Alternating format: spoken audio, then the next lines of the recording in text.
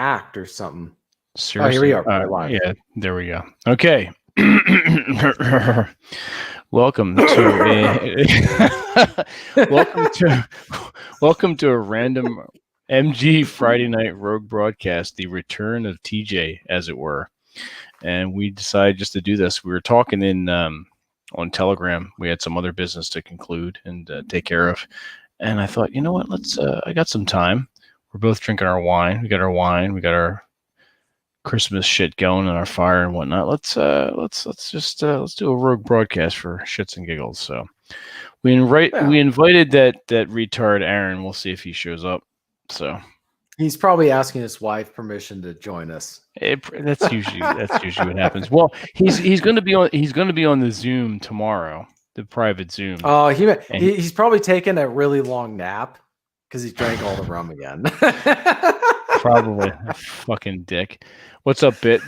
Bit. This is just a non-scheduled random. Enjoy it. It's a random rogue broadcast. Taking a nap. Yes.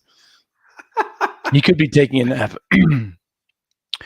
Most likely, he is confused because tomorrow is the private Zoom, but I didn't send him a Zoom link, so I don't know why he presumed what I sent him was for tomorrow.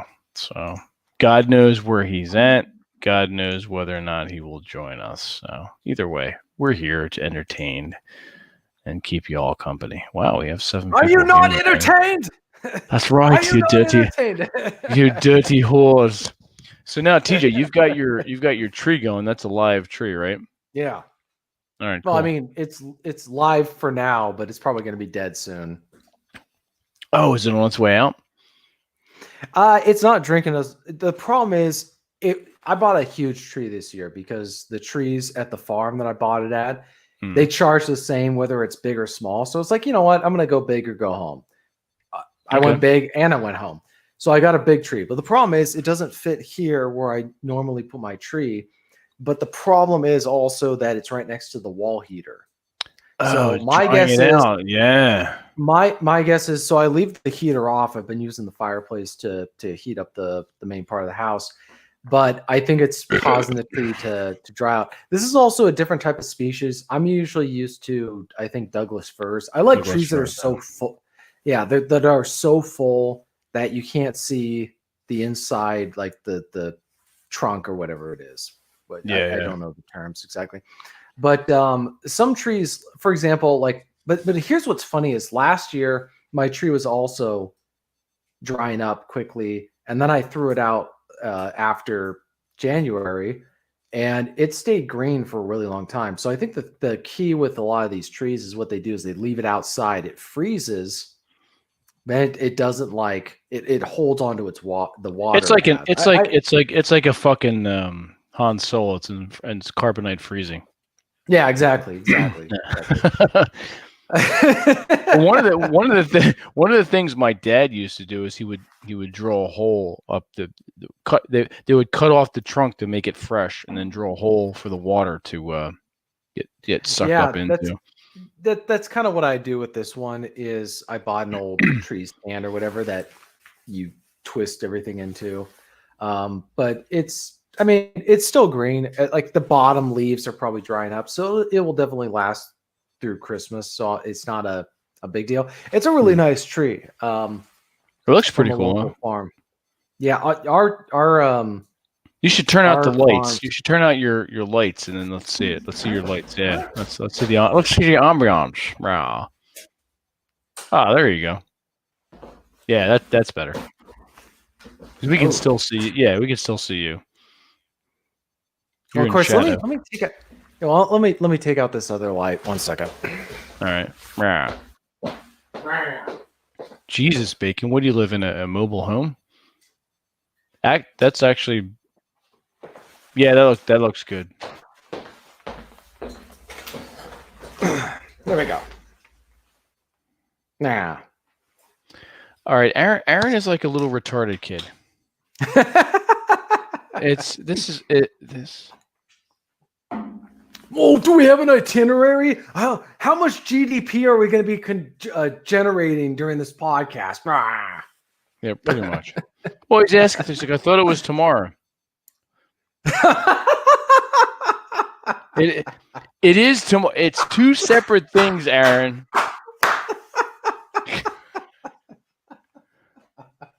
Oh my God, Aaron, I'm so glad that we have you in our group. Oh my God, it's just like he's so fun. Aaron Clarey. I'm at the MOA. What the fuck is an MOA? Missing of action.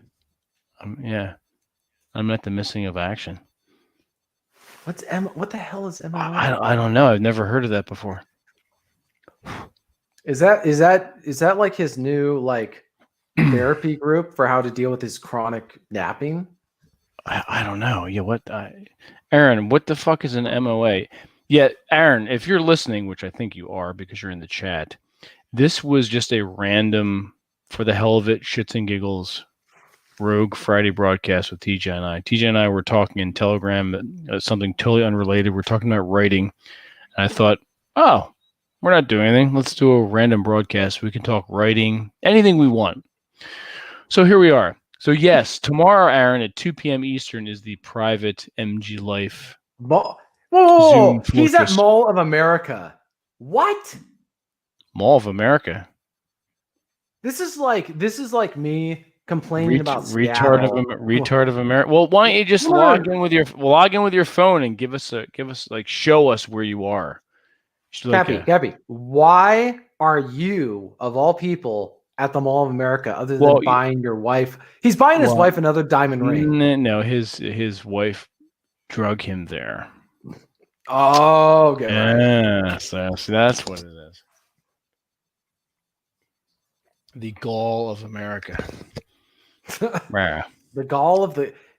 This is coming from the guy who's always complained about Minnesota, and I can't wait to get out of here. And then he's like, I'm at the Mall of America. Can't talk, guys. I'm at the Mall of America. I'm at the Mall of America. There you go, Aaron. Are you sitting on a bench holding her purse for her? Is that what you're doing? Just fire up. Just click on the link I sent you, Aaron, and join the broadcast via your phone. Then I got to get dinner. Oh. He's a growing boy because he ain't 5'9" yet. He's just growing this way. He's growing sideways. Reading Rich Cooper's book. So you put the book down and you join us, or talk about what you've read so far on the broadcast. Or he can talk about how he confuses stomach aches with cancer. Yeah, it's unbelievable. What other ailments do you have, Aaron? It did turn into a Cappy roast quickly. Yes, it turned to Aaron Clarey gets roasted. Aaron Clarey gets roasted randomly because he can't. Here's the thing: he can't just say, "Hey guys, He can't just say, "Guys, I'd love to join." He's here. There he is. So he's got his sin head. There we go. Listen, you homos. I am.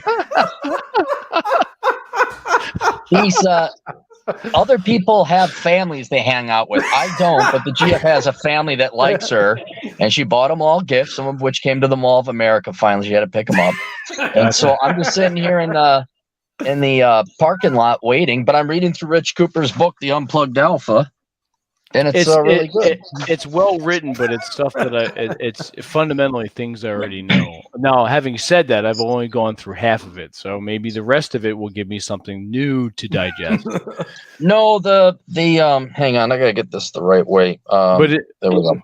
Don't show us your pants. No, the second half, I'm only a third through it. Hang on for a second. I'm on the air, so just give me a second. It's you guys pick me at the worst time. It repeats itself significantly. Yes. Yeah. So can I join you guys when I'm at fucking home? Can I? Sure. We'll be on for a while. We'll be on for at least an hour and a half, 2 hours. All right, sounds good. I'll maybe see you guys later tonight. All right, dickhead. All right. Later. See, that's what you do. When you're friends, with your buddies, the fucking camaraderie. When you call each other dickhead and homo and faggot, and all that shit, that's how you know. Well, so the in. other thing is, it's funny is Aaron invites it on himself instead of just saying, "Hey guys, I'd love to join. I'm not in a good spot right now to join." But Yeah, instead, he true. comes up with all these excuses. Like, for example, let's say I was out with the girlfriend or whatever, and I can't join you guys. Let's say, dude, guys, love to join you. I'm just not in a good spot right now. Exactly. But if that changes, and if it was really important, I'd be like, "Hey, babe, like, but I'll join you later." Like, and then we go, we do the whole thing. But he comes up with like these very like matter of fact GDP. Like, oh, well, it's not going to generate enough GDP during this session, so we're gonna have to postpone or something like that. Exactly. Right. Aw. Let me get a new banner up here. By the way, just warning Aaron if he's listening to this podcast later on. Vince has seen it. I have a meme in reserves. Oh, it's pretty brutal. So Aaron, if like mutually assured destruction is your best case scenario. It's going to be scathing if you have to unleash it. I'll tell you that. It's good. I think you should unleash it anyway, but it's good to hold in reserve, to have like 2 or 3 memes in reserve when Aaron gets feisty. Totally unlike Sidney Powell, I will release the Kraken when I say I will. Absolutely. No. As well you should. So yes, we have TJ back. And I just wrote a blurb for TJ's new novella series on Terror House magazine. Yeah. It's really good. I'm enjoying it. I'm on chapter 6. And, dude, I wrote that book last year in February. So February 2019. And I swear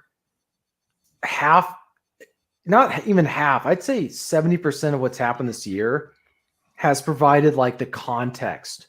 And that's kind of what's a little frustrating is I wish it was published sooner because it would seem like it's being prophetic. Instead, people might be tempted to read this book and say, oh, he was writing this in response to what happened. It's like, no, I wrote this book well before this happened. I mean, this is not the year to have a book published after this that was written before what happened this year is a problem because people will think that it doesn't address that. Yeah. No, I can attest that you wrote this well before. No. Right. And so because it was serialized and while it was being serialized, all this stuff was unfolding. I'm like, holy God, this is like some of the stuff that's going on. I'm like, I feel like it's free advertising. Like the cynic in me is just saying it's free advertising to have this, to have all this stuff go on, as bad as a lot of the stuff is. But I mean, I wrote the book because I knew that kind of stuff was going to happen anyway. So it's like, Indeed. No, it's completely finished, right? It's all. Yeah, it's going to be, ironically enough, it's going to be published on Christmas Day. And it's a book about, it's actually not a book about, you've read the book, most of it. Mm-hmm. And it's not a book, it's not a book about Puritans, like in a traditional sense.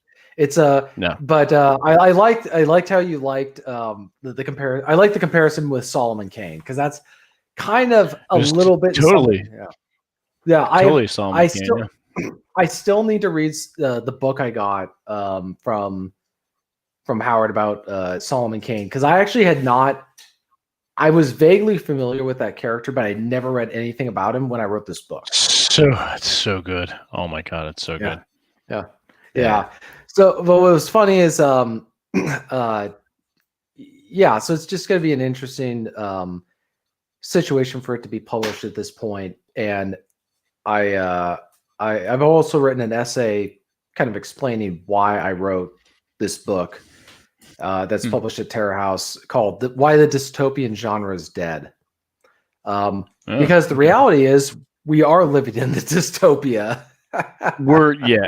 Pretty much. I mean, it's unless you have some kind of novel fucking idea, it's already been done in real life.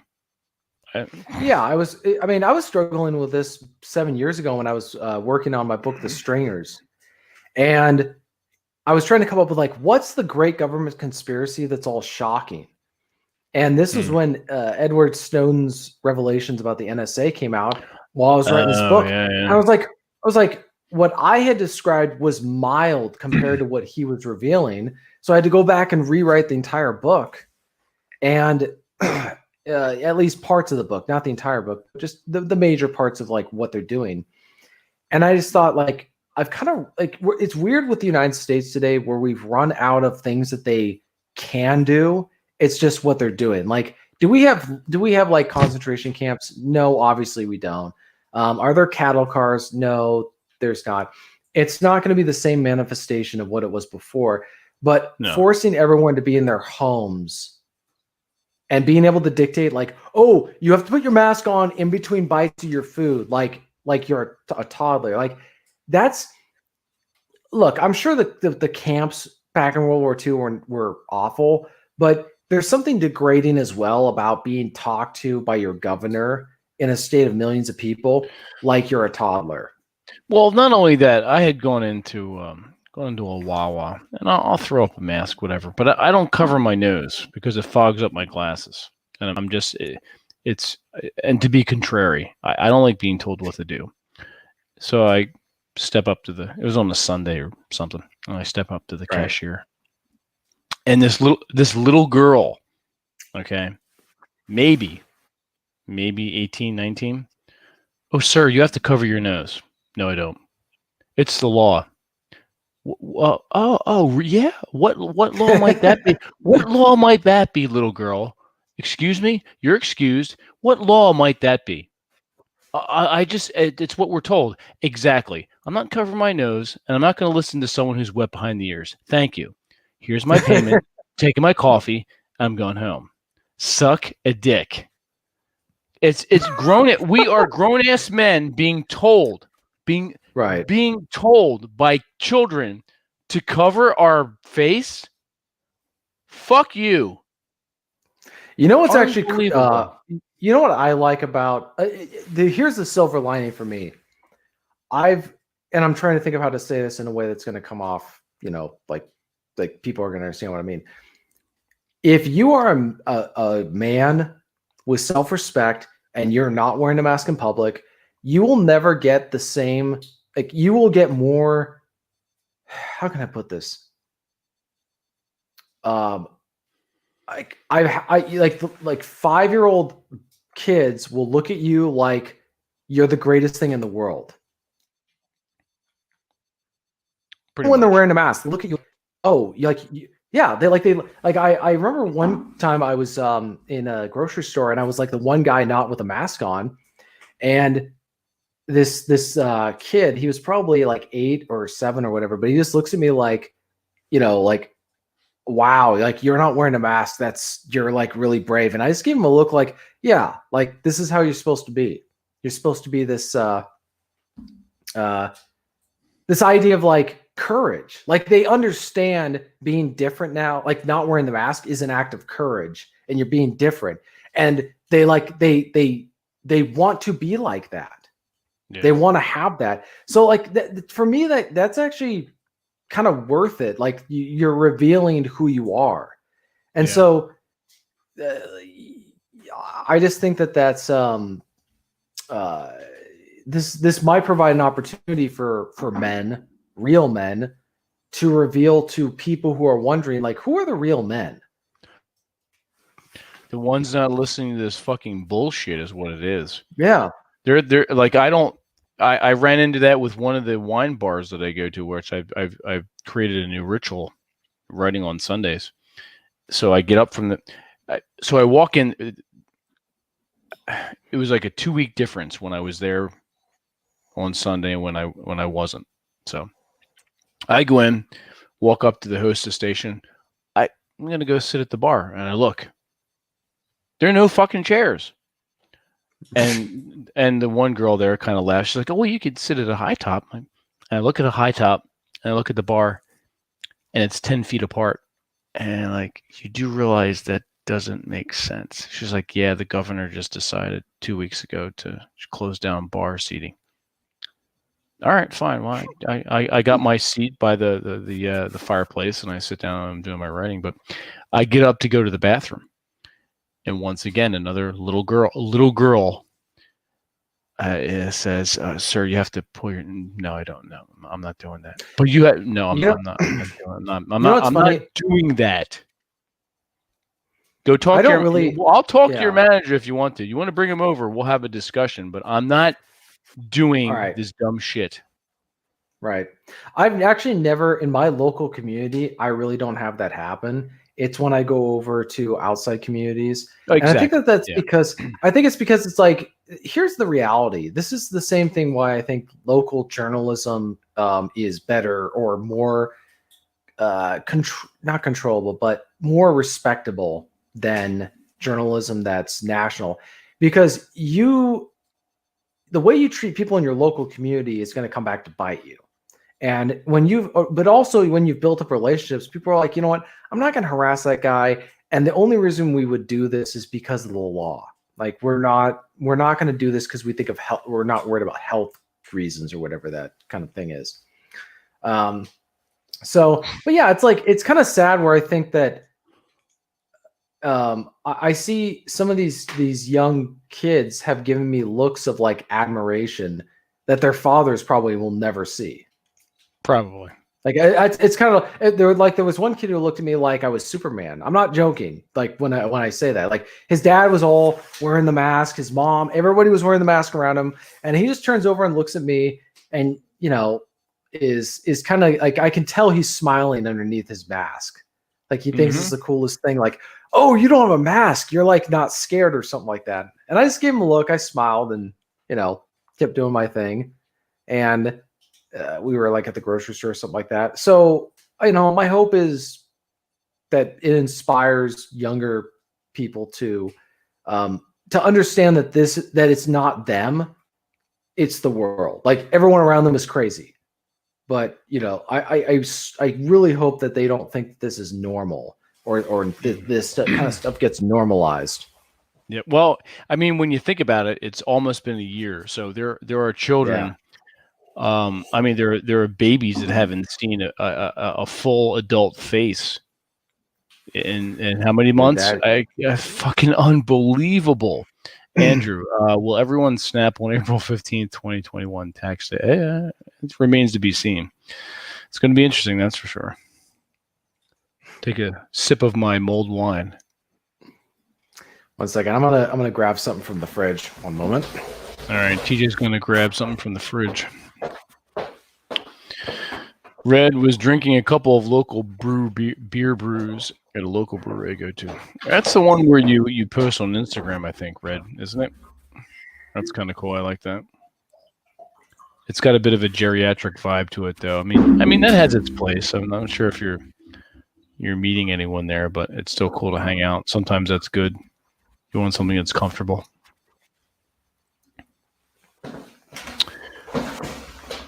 How much longer are we going to be on? We're going to be on for a little while. I'm not sure how long. So long enough. Long enough, motherfucker. Rah. So a brewery and a church. I have seen, yes, Red. I've seen you actually walk to it and then show the front of it. So yeah, that's kind of cool. What's interesting? Even broadcast on the. Shut up, TJ. Jesus, God damn, I'm talking. You gotta delay. Oh God. It's like you were talking about. Exactly. Yeah. It's the same thing. There's the local wineries are really cool. The local breweries are great to hang out and do your writing and meet people and whatnot. So. Really enjoying the cast tonight. Yeah, it's just TJ and I. We're hanging out and doing our thing. It's been a while. Well, TJ was on the the Rogue broadcast for making mental asylums great again. And in fact, TJ, if you go look in Twitter, you were tagged. I think we were tagged. Go check out Twitter. Yeah, I saw. Make it something about you talking too much. What? Who said that? Well, he was implying it. Who said I talk too much? Well, it's Jesus, where I gotta scroll through now. The K-Man. His name is @TheRedKman. That's his Twitter handle. And he said underrated episode, and he tweeted out our Rogue Saturday broadcast making mental asylums great again. Yeah, I follow his stuff. Okay, and then Chess piped up and said that fucking Anon guy is awesome. And K-Man said he was the shit. TJ should have let him talk more. And Rob followed up with indeed laughter. So who was the Anon guy? That was Chest. Oh, sorry. I'm thinking like that. The name literally Anon. Sorry. Oh yeah, no. That was just Chest because he's like. Wait a minute. We didn't have any Anon guy. Yeah. No. Yeah. Oh my God. Oh well. Oh, and Defender is K-Man. Okay. What's up there, K-Man? And Defender 1. No, I didn't tag him. I linked the video. I said it come fight me. we can spar, K-Man. We have a gentleman's sparring event. That'd be fun, actually. Yeah. We were talking about that, weren't we? We were talking about that on one of the Masculine Geek meetups for guys who haven't been punched in the face, that we'll do them a favor and sign them up for that. You come out to one of our meetups and we'll punch you in the fucking face. Yeah, exactly. I have a feeling though K-Man's been punched in the face. He's part of the crowd. Yeah, dude. If you haven't been punched in the face, like just your attitude towards life gonna be different. It's different. It's different. You can. Thank you, Bacon. Bacon, you're already a Masculine Geek Life subscriber. I appreciate it, but you don't have to throw extra money in the super chat. It's really cool of you. Thank you. It touches a brother's heart. It touches a cracker's heart. But I mean, you've already signed up for the Masculine Geek Life stuff. Being punched in the face would not recommend. No. That's right. That's right. Bacon beat down by the lake. No one showed up. Go figure. Nobody wanted to be punched in the face. But yes, thank you, Bacon, for that.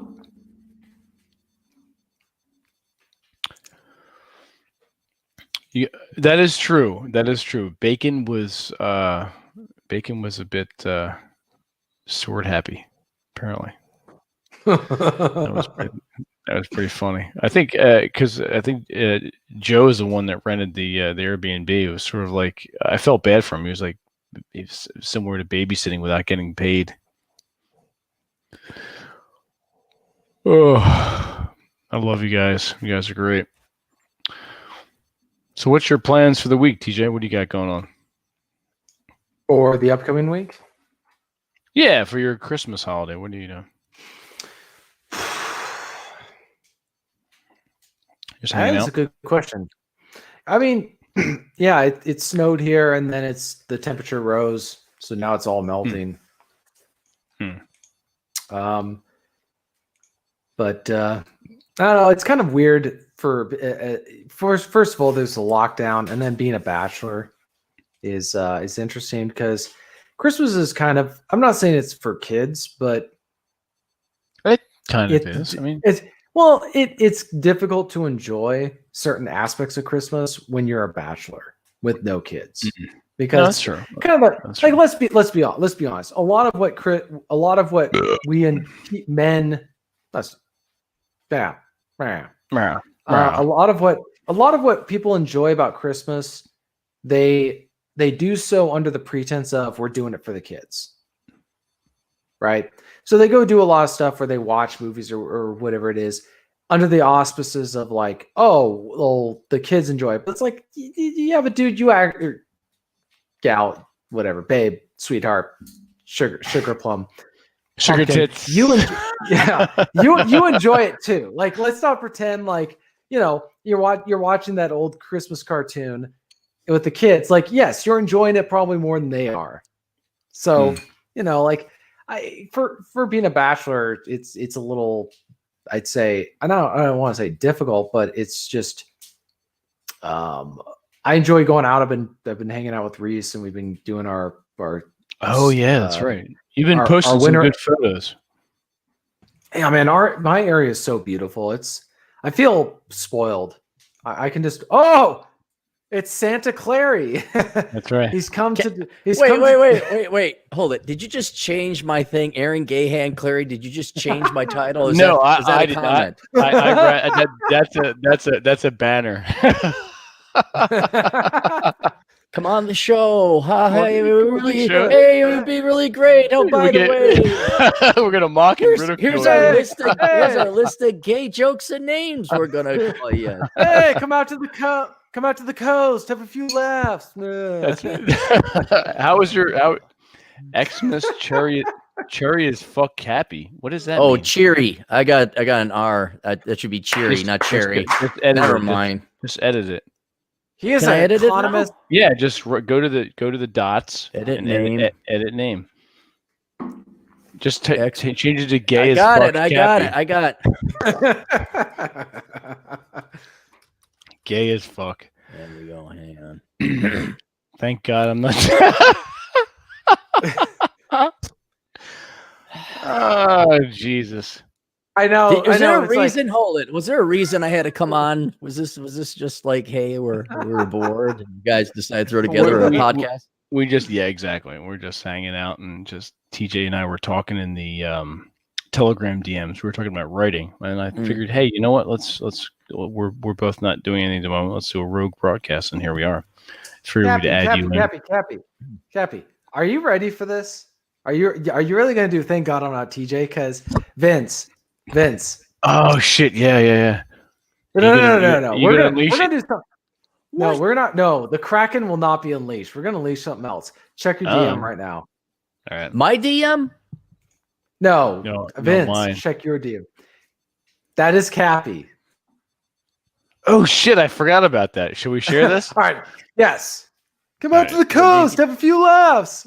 Did you get me? And tomorrow, Aaron, is the candid talk with you on Zoom. I'll send you the link tomorrow at 2 p.m. Eastern. So yeah. And Okay, TJ we'll show this I don't- picture because I have questions about your about this thing tomorrow. So Okay, sure.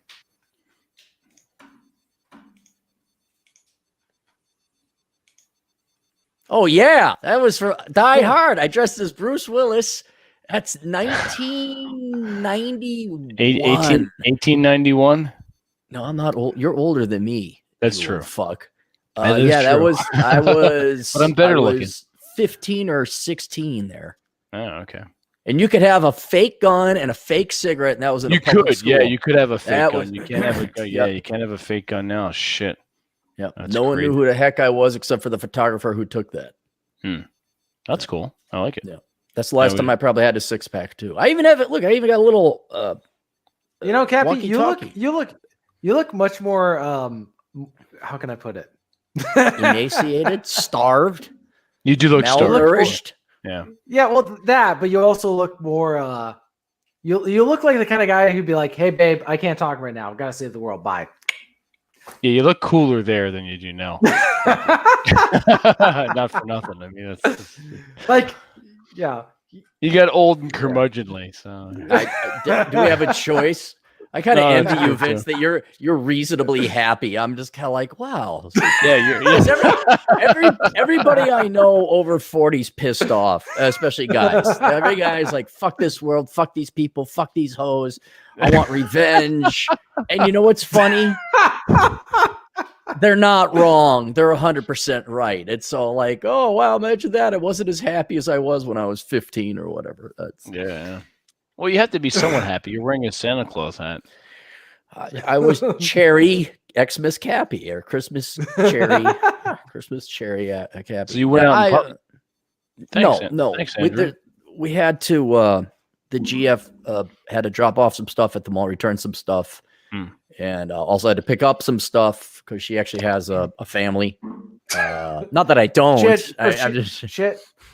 She had to return your butt plug. I never thought those words would come out of TJ's mouth, but they Did did. TJ like start drinking the eggnog a little early here? So no, we're just running errands, and I just had to get out of the house because all I do is I work at home. I've been driving to Wisconsin to work out because the gyms are open there. Oh, yeah? And then I go to my cigar lounge, which absolutely is not open. And mine is. You fuck. And I almost finished Rich Cooper's book in one day, which for me is a lot of reading. And then I'm just like, I got to get the fuck out of this house. And so you want to run errands? Like, yeah. Were you guys ever that bored when you were kids? Vince, probably more you than TJ, because do you remember the Volcker recession, like the oil embargoes in the late 70s? Yep. And like, it was a big deal to go buy groceries, like, because you could hop in the car and McDonald's was a rare treat. Maybe once a month. Oh, if that even. Yeah. But I just remember I was like, oh, can we go to Target? That'll be fun, And then all these people from my school days, the school that picture was taken at, who'd come back from Lake Tahoe with their ski jacket tickets. And you're like, oh yeah, it's on their jacket, just kind of hanging off. Yeah, and it's great. Well, they get a mass of them because they went skiing all the time, right? Because they were rich kids. And you know what that told you about them? They were dicks. It was perfectly all right to murder them. That's what it would do. They were complete. They had no souls whatsoever. So he's over here talking about murdering, and he gave you shit, TJ, for your Spurs. Because I'm being facetious, okay? And we're also not talking about Spurgs and autists who. Okay, let me rephrase this. Genuine Spurgs and autists would not be able to literally mentally could not differentiate between sarcasm and a joke versus you actually threatening murder. And then there are people who fake autism and Asperger's so they could play victim, who would immediately report you or anyone to it saying, like, oh, she's threatening violence. See, they don't get that. Well, if you read the end of TJ's post, he was very, very kind and said, God bless everyone, even the Spurgs and autists. So he was, it was redemptive. So apparently you didn't pay attention to that. No, I didn't. I read through it. I saw "Let's kill them" or "Wish they were dead," and I'm like, I gotta forward this thing because I told them they would because I'm busy. Yeah. Okay. I drove to South Dakota and back. That's true. So what happened? I saw the photos. They were very nice. Good Lord. Here's what happened. Cappy said, "Oh, I can't link to this article. I draw a fine line." Next day, live stream in the morning, he's saying people who write bad reviews about typos in books should just kill themselves. So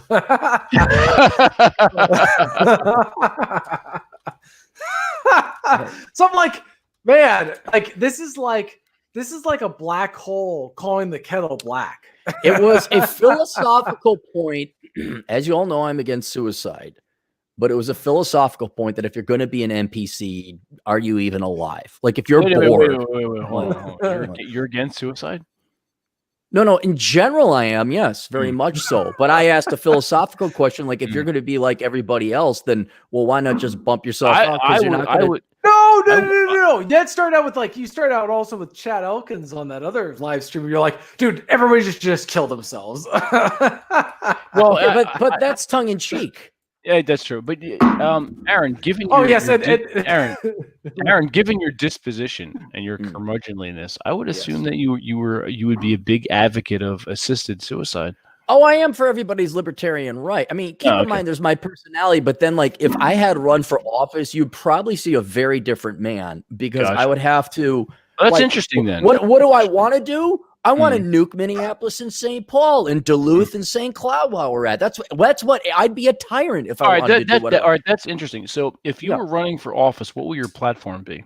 It'd be libertarianism, and it'd be maximum social freedom rights. And what I'd have to do, because above all else, I respect the individual. So I'd be perfectly okay with trans marriage, with all the conferred rights by law, and they can be miserable and get divorced too. I don't care what you want to call yourself. If you want to make up different pronouns and go ahead. I don't care. Everyone has a right to say you're an idiot and not have to do any business with you. True. But and I'd even probably shock a couple people. I mean, if we're talking a national level, I basically call the richest people. I say, all right, listen, assholes, you're not going to have an economy here pretty soon if we just keep printing off the damn money. No, that's true. And I'm like, we're going to have to you're going to have to pay some taxes here. Otherwise, you won't have this will not be a viable body for which you can profit off of anymore. So it would be very, I'd probably exonerate every nonviolent drug offender in the United States. Like, get out of here, just get out of jail, go. But then I would also pass great laws, like you could protect your property with a weapon, with violence, with deadly force. So and I'd be like, yeah, if there's a riot, if you're on the highway, like you're blocking a highway, people have the right to shoot you. I mean, so there'd be some no fucking around laws, but no, I'd be very. So Cappy would successfully piss off every single human being in his district. Probably. Like I would fund government funded abortions. You don't want to have a kid? Fine. We don't want your kid here either because it's going to grow up to be a piece of shit and it'll be a miserable child because you obviously are not capable of being a mother or there's no father. I mean, it'd be very Machiavellian in terms of what it would do. There'd almost be like following individualistic libertarian morality to a fault. So anyway, did you get the DM I sent you there, Vince? I did. Shall I share it? Yeah, share it. Okay. Let me go to that. Can you share it on the screen? Yeah. I do notice you read Rich Cooper's book before mine. That's it's okay. Oh my God. I knew that was coming. I haven't read all of it. If you just want to move to Canada and have gay sex with Rich Cooper, go right ahead. Gay sex with Rich Cooper. I don't know if you could see that. It's not probably not. You may, just read it. I said I texted Vince. I said I like how TJ yells into the microphone, thinking he has to have us be heard in New Jersey and Minnesota. The electronics and the internet thing will do that for you, TJ. You don't have to. Yes. Anyway, so I was going to ask you guys, since we're becoming men of a certain age, and TJ, you're getting there as well. Do we have like no, Aaron? Is there like a hang on? Just shut up. I don't have to check my prostate. We don't need your editorial. There's nothing to editorialize about. I haven't even posed the question. Calm your little newspaper testes down there. All right? Damn, newspaper testes. Newspaper test. You're the one who has to check. You have to do a prostate exam. Paper mache. It'd be like Newsies, the movie. Oh yeah, except testes. Testes. Journey testes. You'd be like, you'd be like Grumpy Old Men, except the whole film would be checking your prostate every 5 minutes. No, jeez. We have a thank you, Judd. It's a new Judd. What are you giving money to Vince for? This is. No offense intended. I wouldn't trust President Clarey with the nuclear football. Way too much temptation. Hey, what's with this button, dude, Clarey? I wouldn't trust Aaron with half awake. I wouldn't trust Aaron with my Kraken bottle. Yeah, exactly. I wouldn't trust Aaron with a bottle of rum. No, I have to say in Aaron's defense, TJ, you were hitting the bottle almost as hard. And you didn't have cancer as an excuse. Technically, neither did I, but I didn't know it at the time. That's true. No, I appreciate that. I was having a good time with the rum as well, but I'm also not like doing the gay hand on the hip and calling cancer. You were doing a serious gay hand. That's true. TJ, what did it look like? I can't do it because everybody's gonna screen cap it. You just doing the gay hand. I'm like, guys, no. Think of like that.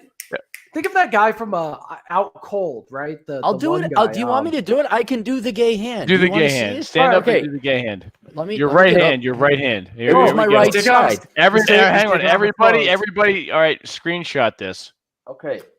Get ready. Yes. Whatever it was down in here. Yeah, that doesn't matter. I know. You just feel something no matter which position you're in. They're all right. That's what she said. So I'd always go like this because. No, you did not do that. No, you This?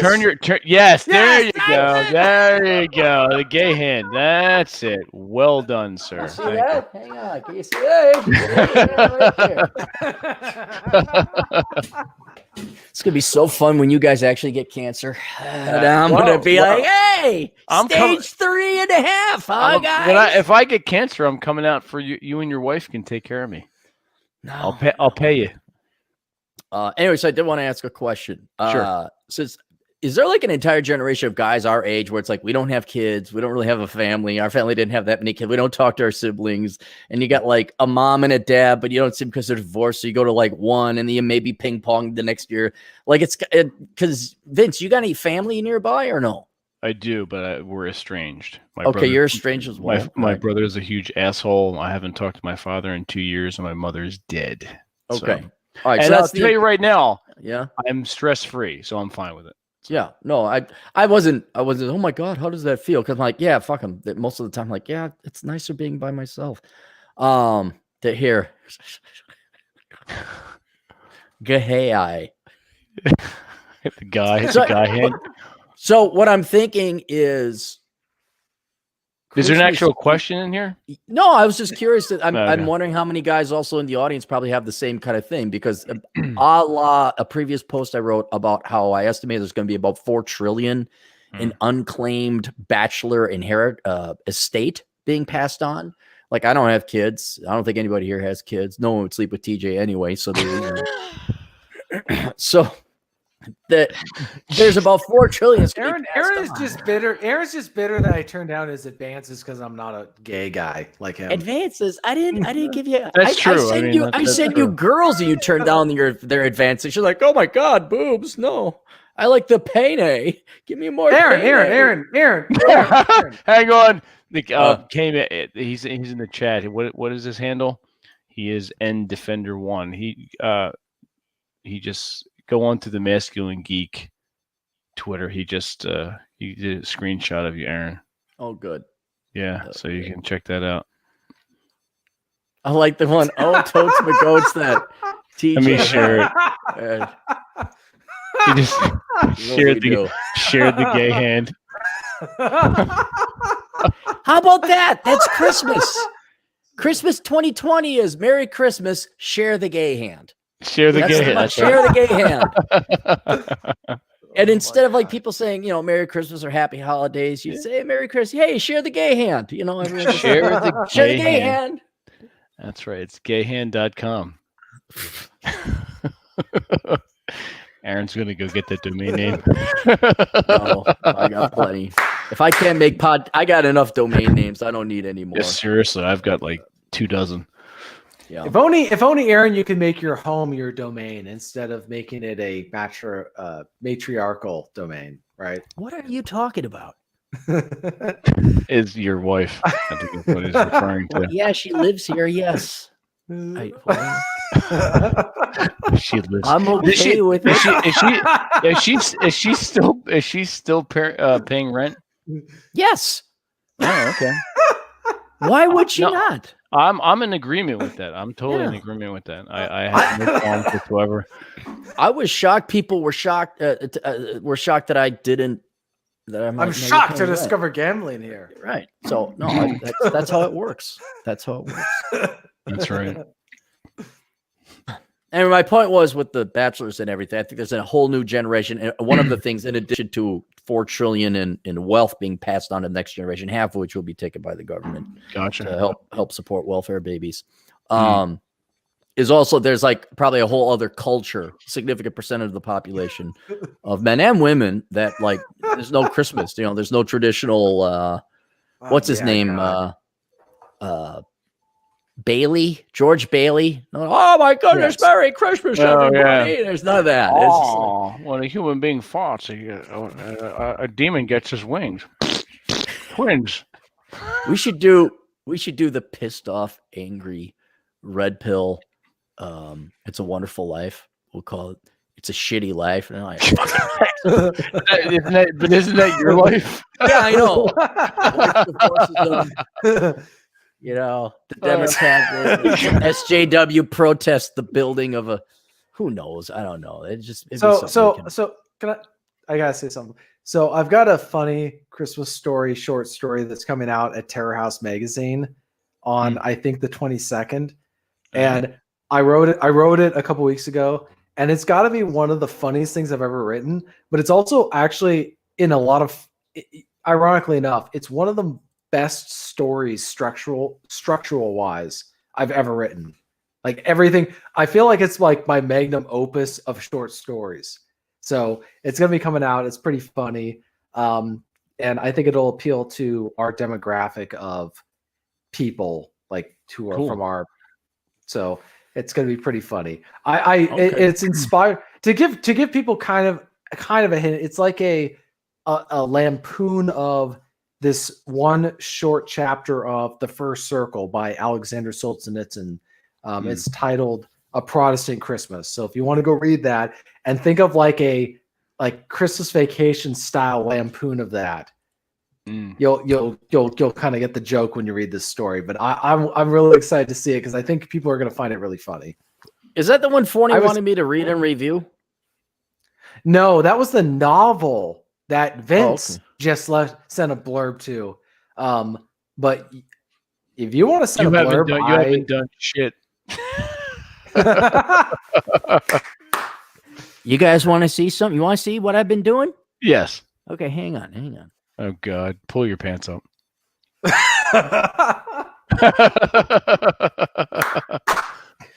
Woo! It's always fun when Aaron brings the gay hand. If he wasn't gay, he'd be a pretty weird guy. Yeah, right. Apparently, dude, he can hear. If you haven't seen Out Cold, you're not going to get the joke.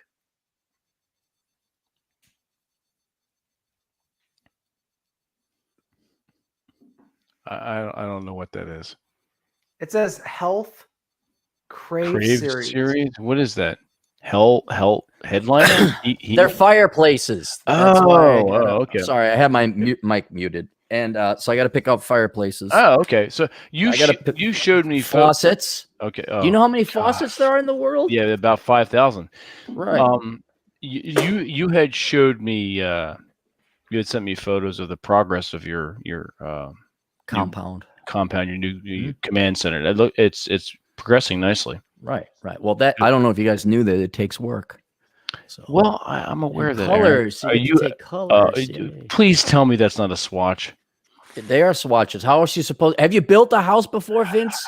You need these. These are a pain in the ass, but it's a lot of work. That's why I'm not building a house, because it's a pain in the ass. I know. Anyway, so that's what I've been doing, and then reviewing. I read through Gendernomics, Carl's book. Thankfully, that was an audio book. I've been working out regularly. Hey, Corey. Corey's in the chat. And I reviewed Rich Cooper's book. Hey, Corey, what's going on? So I've been busy. And I had asshole consulting. I did 2 podcasts. Obviously, we just bust your balls, Aaron. We know you're busy. But next year, next year, there's going to be no house. I'm not going to have any books. Hopefully, no cancer. And it will be. No, do you have the Masculine Geek guest room ready to go? Yeah, it's called the Couch. It's the world's most. This is the couch. I'm totally fine. Totally fine with that. Yeah, because I don't think there's gonna be like a lot of. We're not furnishing it immediately. So I'm gonna head out there. I got like a sectional I bought. That's the appropriate word. A sectional from IKEA. And people are always, IKEA, it's cheap. It's like, well, I don't have enough people visiting me, so it's like I don't care. Fine. But good luck with the instructions. I can figure it out. I'm not a liberal arts major. You look like one though. So, wow! Oh, damn! Vince isn't a straight man. He just plays one on his. Yeah. By the way, I read Corey's book, Purging Feminism. It's a good book, so people should check it out. Which book was that? It's actually one of the next ones on my list. It's called Purging Feminism. And despite the art of the it looks like the art is fantastic. You kidding me? No. What I'm saying is like completely Gorian. Right, but the point is like you're looking at the art thinking it's gonna be like an 80s action film type story, and then you read it and it's very like it delves into a lot of philosophical stuff. So it's much more intellectual than what the cover would suggest. Like you're reading the it like, cover oh, looks I'm gonna like a spoofy cartoon, kind of. It's A little bit. it's colored cartoon wise, but it's definitely serious. I'm a great believer in the I'm a great believer I'm a great believer in the motif, the collared women, because that's just the way I like them. Yeah, I figured. I was just like, I was reading this book and I was like, wow, like I'm underlining a lot of stuff. I'm like, this is a lot of good point. Like some stuff I'd come to a conclusion on my own, but I was like, yeah, it's like a lot of books don't really in this section of the sphere don't really go into that. So I thought it was a good book. So yeah, I might. Is it an audio book? Oh I don't think so. Corey, is it an audiobook? I haven't. I don't think it is. I think it's just in Kindle. You need to get James to read it. Yeah, that would work out well. Yeah, and I could focus on him doing that little excerpt I wrote, that little short essay, so I can get back, because I'm all caught. I paid my other narrator to do the other book, and then taxes. Which book is that? Which one did you have? That was the book of numbers. Book? Yeah, okay. Kevin Sapp, who's Beckloff's buddy, he does a great job. Very reasonably priced. Anybody looking to for a narrator, he's your guy, unless you really want the velvet voice of James. But I cut the check to him. That's been uploaded for 3 days, and we're waiting for Audible to approve that. So gotcha. And then I can afford a septic tank and maybe a nice fireplace. A shitter and a burner. Yep, nice. Shitter and a burner. Yep. Rah. Cool. Now, when do you project the construction to be 100% complete? To be honest, they said it'd be like March or April. I'm thinking it's going to be June. I think it's going to be June. That's still, I mean, June still isn't that bad. Well, but in the Twin Cities, and I'm sure it's the same thing in New Jersey and Seattle, major metros, there's enough people and there's enough contractors that you can cut the time it takes to build a house down to about 2 months. And I've seen them do it where they'll get a tract of land, and instead of you building your one house, it's a development. And say, okay, the bank is going to lend out on 6 houses. And okay, 6 houses. Then they all go do the landscaping and lay down the infrastructure and the utilities and sewer and the roads and the lights, or not, they save the lights for later. And then they plat it out, and it's an assembly line. So the sewer guys go in one day, then the plumbing guys come in the next, and the gas line guys come in, and then the excavators come in, and they do 6 in a shot, and it's bam, bam, bam, bam, bam. So they can now, as long as it's not a custom home, they can bang out 6 of these things, sometimes up to 20, in about 4 to 6 months. You know, we're talking multiple houses, but they're pretty much all the same, or they follow some kind of template. You get to smaller populations where there isn't that much demand for an entire development to go in, and there's not that many, earth movers or carpenters and other skilled tradesmen. Then it takes a while because, well, I'm not kidding. I mean, I'm not in a big town.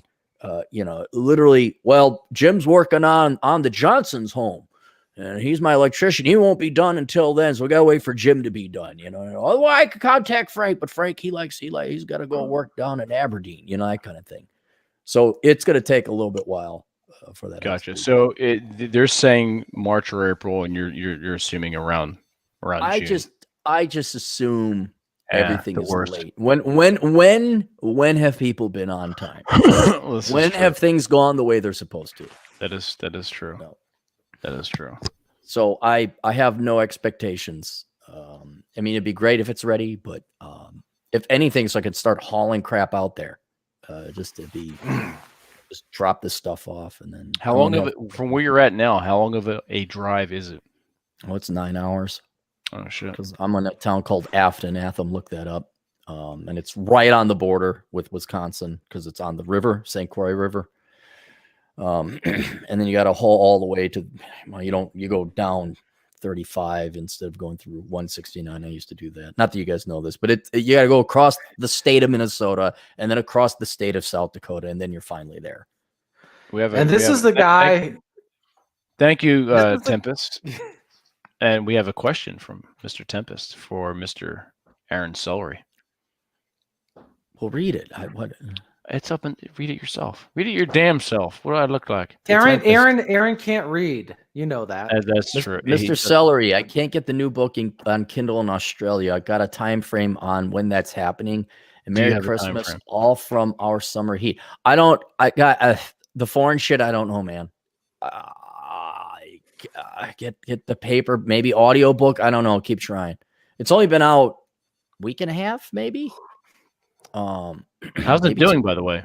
Very well. Not as good as Rich Cooper, Mr. First Place Man. But I'm just saying, like this is coming from the guy who says, to be fair, I'm glad Rich I'm not Cooper, TJ. Mother, that's TJ.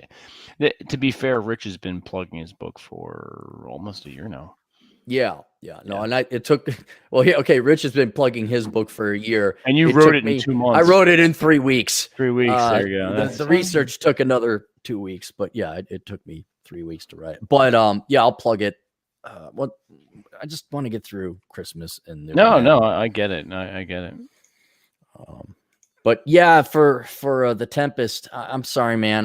Can I get it in France? I'm like, you're gonna have to search or figure it out somehow. It'll eventually sync up with all the other. It will Amazon locations, yeah. Because I get stuff from I'll get there's like a Japan translation online, and then England finally and gets around to it. Yeah. It takes a while to propagate, as it were. So all right, that's cool. So you got. Now, you just mentioned that you're going to take a significant portion of 2021 off. No, I was. No, did anyone watch the video? No, you just I said, the video when I think I probably had COVID, I was sick. I said I'm not going to be doing podcasts until 2021.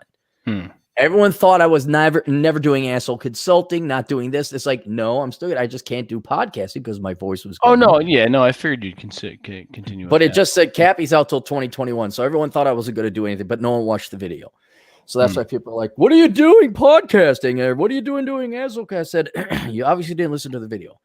In 2021, I'm not writing any books. There are no. That was my major. That was really the thrust of my question was what you were doing. Right. So I will just be doing asshole consulting. I want to get back to blogging again because there's some good posts I could write. But there's no major projects, and I just want to enjoy my house if it's up. Just sit there and relax. If it's up, huh? Yeah. Okay. If it's up. If it's up, yeah, I'm sure your wife is saying the same thing right now. If it's up, Claire, good old Clarey. Yep. Hey, Doc's in the house. Doc is indeed in the house. What's up, Doc? How awesome is it that Aaron and TJ and I we get that reference and we can actually say that because we know a Doc. If you guys you want to do something funny, sure.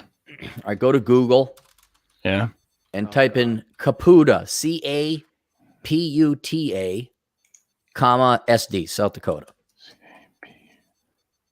and then you click on that. Get the map. Caputa, South Dakota, yeah. Caputa, South Dakota, and then zoom out so you can see just how far away it is from everything. Oh shit. Yeah, Doc wants to live there. No, that's not where I'm at. Doc wants to live out there. He's Doc. Yeah, he likes Caputa. I said, "There's nothing there. It's just some ranches and farms." He's like, "Oh, I like it." Yeah, so it's out by Rapid Valley, Green Valley, Box Elder. Yep, Box Elder and New Underwood. That's all cultural meccas of Western South Dakota. Apparently, yeah. And Andrew here, me relaxing in the same set. Listen, 2021 is going to be the year of Cappy relaxing. I'm going to relax. Okay. Yeah, I can't believe you said that with a straight face. I am, because there won't be a house. There won't be no books. Cappy. I won't be cooped up in a 1-bedroom. Cappy, you are going to be the same guy you are right now, a year from now. I would bet money on it. Yeah, I'll be the same guy. Yes, TJ, I will. Yeah, But I'll be much more relaxed and calm. No, you won't. No, you won't. Yeah, I No. Because I'll be out of Minnesota. I'll be out of this Marxist fucking commie. Everybody suck anybody's dick as long as it ain't white and it's a vagina. I will be so out of this shithole. And then I'll actually be in my favorite place in the world, hiking and just relaxing and chilling. Cappy, which then you will have to figure out, what do I talk about on the podcast to get angry You won't have any fodder. I can go on the interwebs and dance on the grave of Minnesotans as their state continues to suck donkey balls. Which is going to stress you out even further. No, it won't, because Minnesotans all deserve what they're getting, what they're voting. They all deserve it. It's all wonderful. It's like New Yorkers or Californians. I'm gonna put money on this one. Yeah. Wait until Minnesotans show up to Cappy's like neighborhood and they live next door to him. Then he's be like, guys, I moved over here and I had this house built and then they're ruining my life. There are not any houses. Okay, you can see houses from my place, but there is a fair amount of land. You've got a good view, actually. Yeah, I got a good view, and there's not at the front of the house. The view showed me. Is that if you were view would be the front of the house? Yeah, so you're looking up. Yep. Wow, that's a complete. Yeah, TJ, you could come by and visit anytime you want. That's cool. Oh, I might take you up on Not that. Vince, because he hurt me with hurtful words about my I was very hurt. heterosexuality. I was very hurt with his words. He hurt me with the words. No, Freundleben. Freundleben. A lot of the words Freundleben. That's right. Did anyone in the chat realize and understand the importance of Freundleben? Probably not. Freundleben. Wow, man, you guessed the password. Nice lady with the size 12 shoe in your small foot. The large foot's not going to fit. You got a cute face. Yeah. Make the move now with the show. Don't with the make with the whisper talk. Hang on, let me bring that up on YouTube. He's the thinker, the planner, the plotter, man. That's right. It's one of the best cartoons out there is Animaniacs. Oh, come on. Has nobody in the chat heard of Freundleben? Come on. No. I think I'd name my dog Freundleben. I think I would just name late, I have those episodes on DVD over on my bookshelf. Cool. That's so funny. You can watch them by yourself as you always do then. That's come on, I don't get a zing for that one. Because it ain't true. This is Freundleben for 10 minutes. So let's show Freundleben for 10 minutes. Oh my God. Well, not really, but do it. It's just do it. We're going to do it. Come on, do it. Do it now. Get to the chopper. We're going to do it now.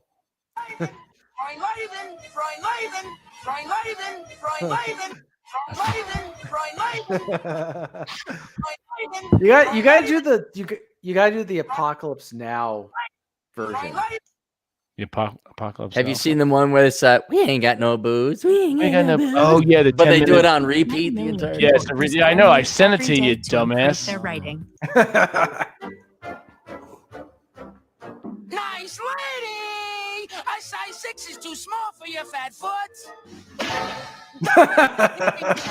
I'll make it should fit. See, now that's funny. You kids do it just like that. All right, Morty, roll it. Fucking this is not the run. Action.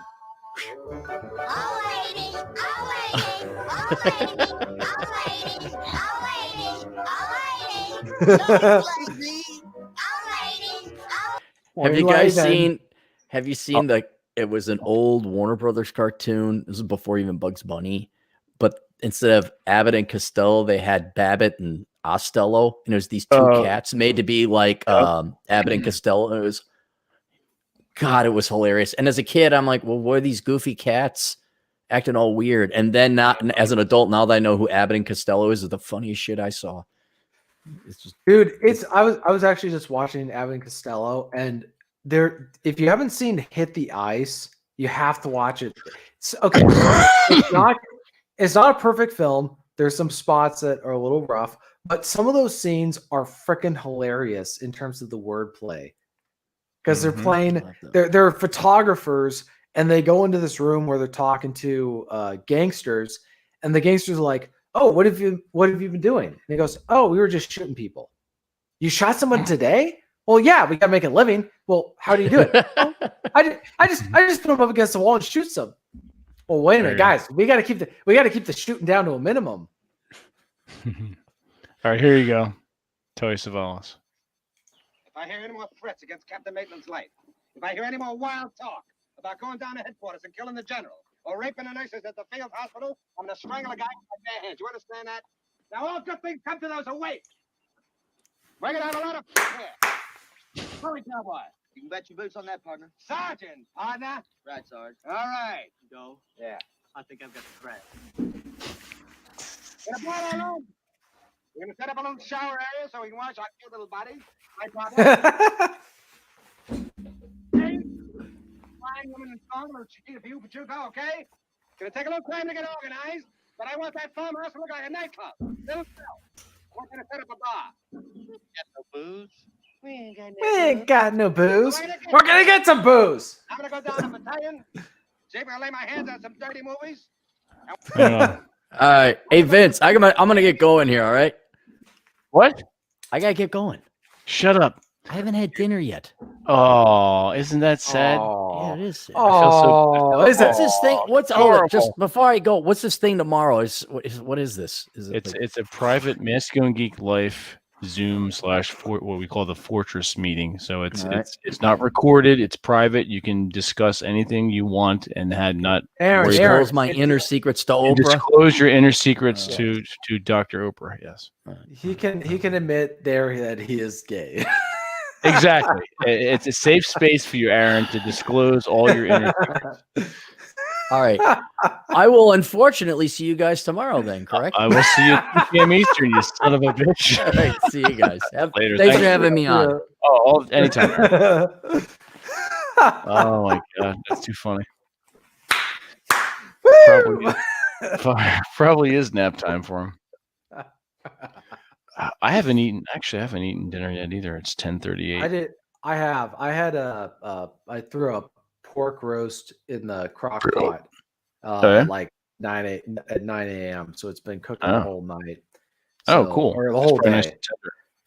Oh my gosh. Dude, if people are like trying to figure out how to cook, start with the crock pot. You can just throw anything you want in there. Just follow some basic recipes that you find online, and you don't have to do anything. The crock pot's going to do all the work for you. So for me, a beef pot roast is a great. It gives you like 3 or 4 days worth of food. Oh yeah, I use my crock pot for making chili. I have a family recipe. I actually all week. Yeah, and so I'm big about not eating processed foods, so I'll go get the local farmers stuff and like celery and carrots, whatever, but it's all locally grown stuff. And that I don't know. I wrote about this. I went to France, and I was in France and I was talking to the guys there, and I noticed their food tasted a lot different than ours. I said, like, what's the difference between us minimally processed? Well, that, and they said, we don't put corn in any of our food. He says, we only consider corn for chickens. Like, you only feed corn to the chickens. And I was thinking about that. I was like, So I go back home and I'm looking at all the ingredients for every food, and all of it says like corn syrup, high fructose corn syrup, high fruit. I was like, good God. Like, and what's funny is they say that it's lower calories and whatever to have the high fructose corn syrup compared to other stuff. I'm like, yeah, I'm going to go with the more natural stuff. I'm going to go with the natural. Yeah, I'm going to go with the natural, like cane sugars or whatever. So I buy eggnog for the most part. I buy the old fashioned stuff. I don't buy any of the stuff where, or when it comes to food. Like I don't buy. Like I looked at tomato soup. All the tomato soups out there have corn syrup in it, or like the Campbell soup type or whatever it is. So it's like, good God, it's like it's in everything. Like anything that involves sugar, they put corn syrup in. Yep. And I was like, yeah, that's for production. It's a cheaper alternative. Well, two reasons. They're doing the ethanol subsidies, but the other reason is because we have tariffs on sugar imports. So our sugar up until a certain that point, sounds familiar. Yeah, our sugar imports were so high, is that it was cheaper to put. I mean, that's why sodas from Mexico taste better, and they've been importing. Oh yeah. At the local grocery store, you'll see, at least in my area, you'll see sodas imported from Mexico. The same kind of sodas from here. They're just they don't have cane sugar in them. Or sorry, they have cane sugar in them. So I remember they just they taste so much better. And then something that people don't seem to realize from the 1950s and 40s and whatever, they're like, why are these people so thin? Why were they so? Well, one, they got more exercise. They weren't just sitting around. But two, the food that they ate was much better. Like it wasn't processed. It didn't have corn syrup. It didn't have weird crap in it. No, that's true. Yeah, so that's my if people were saying like, TJ, what would you recommend for eating? I would say eat as much local stuff as possible, if possible, but also eat like vegetables. You're going to be fresh vegetables. You're going to be on the safe side, but check the ingredients. Like look at the ingredients of the food that you eat, because if it has more than 6 ingredients, don't eat it. Yeah, I mean, not for nothing. Yeah, if you can't pronounce some of the fucking words. Yeah. Yeah, exactly. Yeah, if like there's a lot of things. In the spring and summer, I like to go to farmers markets.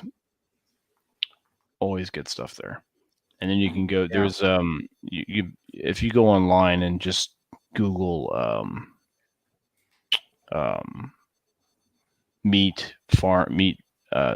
cattle farming, butcher / whatever for your area, you can get meat straight from the slaughterhouse, as it were, the local ranches. And that's what I've been doing, and just throw that shit in your freezer, get different cuts.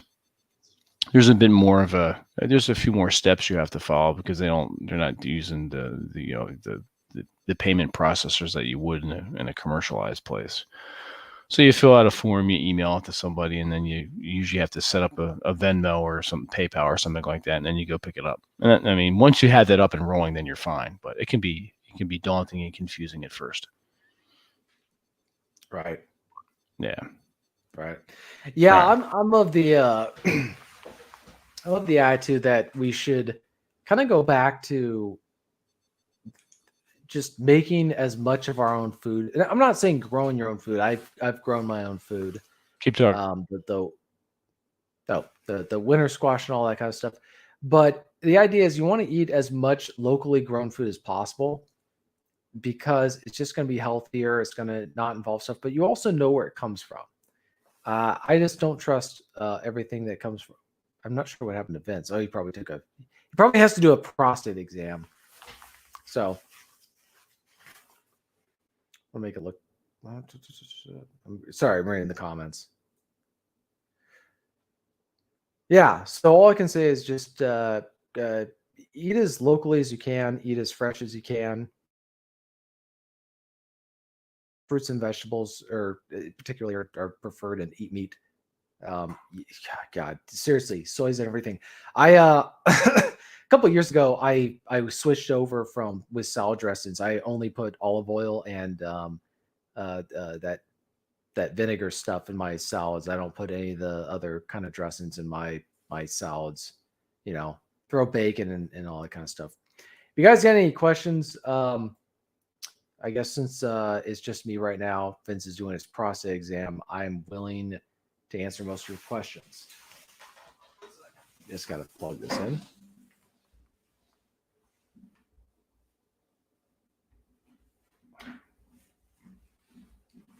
So again, if you guys have not gone to it, go to masculinegeek.com. That's going to be with a bunch of essays written by me, by Vince, by Rob, and by other guys, including Tim Keefe. I've had him on my podcast. You can find our latest chat on SoundCloud.com/TJ Martinell.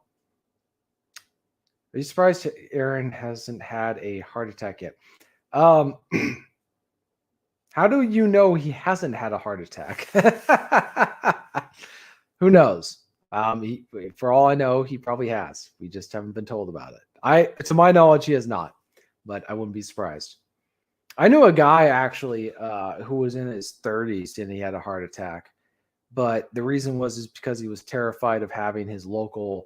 He left Minnesota because he was like that scene from Gran Torino, the movie where it talks about the Hmong gang. So I knew a guy who actually came from one of those gangs. He left because he decided he wanted to get away from it. And he moved away, came here, but he was always afraid that people were going to come find him. So he was really stressed out about that. Yeah. Yeah. I have some geek intel actually. Oh, by all means, share.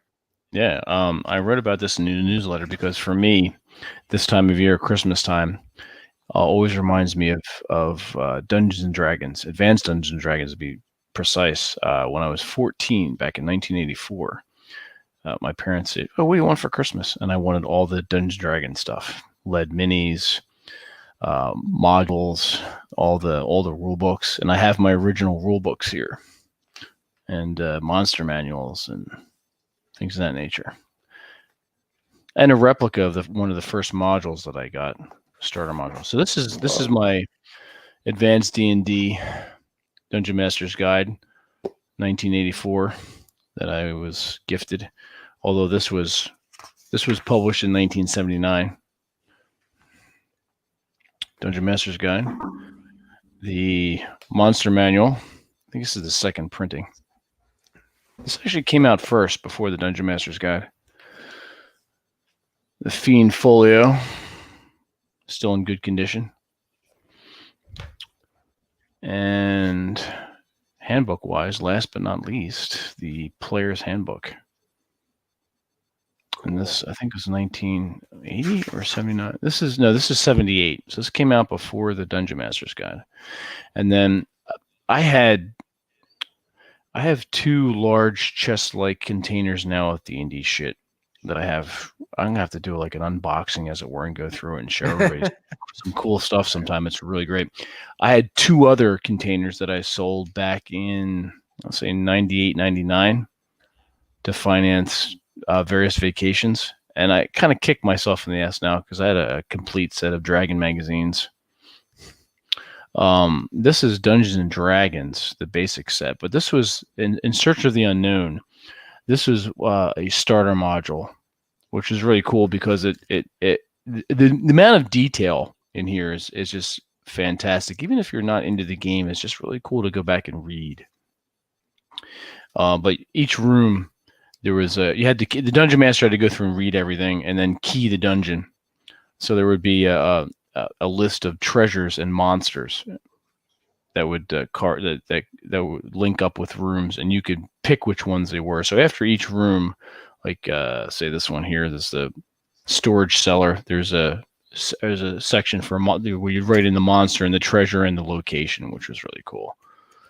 So yeah, it's one of my favorite, my fondest Christmas memories was when I got all the Advanced Dungeons and Dragons paraphernalia. I still have some of the lead minis that I painted that I got back then. I think next time maybe I'll bring those out and show those. Mm-hmm. Yep. Are they worth any money as collectibles? Some of them are. Maybe not these books. Some of the box sets that I have, like the Ruins of Undermountain, they sell for hundreds of dollars on Amazon and eBay. If you go in, there's a sort of a crossover board game / Dungeons and Dragons type game called Hero Quest. That is expensive. I just gave mine up recently. I gave it to my coworker at work. I figured, I'm not going to play this. I don't feel like selling it. He and his children will benefit more than I will. so they can run through all the scenarios. And if he wants to sell it and, feed his kids for a year, that's fine. They're just like, some of them are, anywhere between $8,000 and $3,000 for the Hero Quest set. And then the supplements that came out are even more. So, but yeah, it depends. It depends on the edition. It depends on how it holds up. Like this Fiend Folio is pretty solid. The binding is not fucked up. It's pretty tight. There are no marks on it. There are no bent or creased pages. The pages are, I don't know if you can hear it. The pages are nice and crisp. There, like I said, there are no pencil marks. There's no markings. There's no bent corners. So this one is really in good condition. I'd have to check this out online and see what that's going for. I doubt I would sell this stuff. This would wind up Right. This would wind up going to the Masculine Geek estate, and we already know who's getting that. We already know who's getting that. So, we're not going to name his name, but yeah. So most of this stuff goes to TJ, so he can benefit from that shit. He's gonna have to figure out what to do with it. No, I have. This came out in 1980. This is like sort of like not sort of it. It's D&D in space, Star Frontiers, the box set. Rollo does have this, and I'm gonna try to convince him. I don't know if he's watching, but if he watches later, I'll try to convince him to run maybe a one-off or a short campaign in this, because this is really fun. I've played this not too long ago with a couple people online. I just had a fucking blast doing that stuff. I don't know. You guys want to see more D&D geek shit? I don't know. Let me know. I have I've got stuff going back to the 80s. I mean, I still have the old electronic Dungeons and Dragons game. I'll have to break that out sometime. The old dungeon game with the Rosloff cover. That was pretty cool. What else do I have here? I have a lot of new stuff. I got a lot of the 5e stuff, which I'm not overly happy with. But like I said, I've got all the old D&D stuff. A few of the old modules. Hang on, let me see. You know what? I never got into Spelljammer. Something about it just didn't quite set well with me. The Electric D&D Tower game, that wasn't Dungeons and Dragons, but it was called Dark Tower. In fact, the famous actor and narrator did the commercial for that. Yeah, hang on. I'll get some more D&D stuff. Hang on. Let me go ravage the piles. Hold on. TJ entertain everybody. There you go. Yes, sir. You have to excuse Vince. He's probably checking his prostate again. All these old fogies, part of Masculine Geek, like Aaron, he's got to check his prostate every 5 minutes. All right, ladies and gentlemen. I'm assuming there's mostly gentlemen, but we'll assume that there's a few dedicated female followers. I know there's at least one. I guess, guys, any questions you got? Feel free to ask them. I might be so obliged to answer them, but also to say that if you guys haven't gone out to a mountainous area during the wintertime, this is the time to do it. And this is, if you don't live in that area, you should make plans to go that route. I live in the equivalent of America's Swiss Alps, and I got to say that every day I wake up and look outside my door, it's I probably have a better view than a lot of people will ever see in their lifetime. So.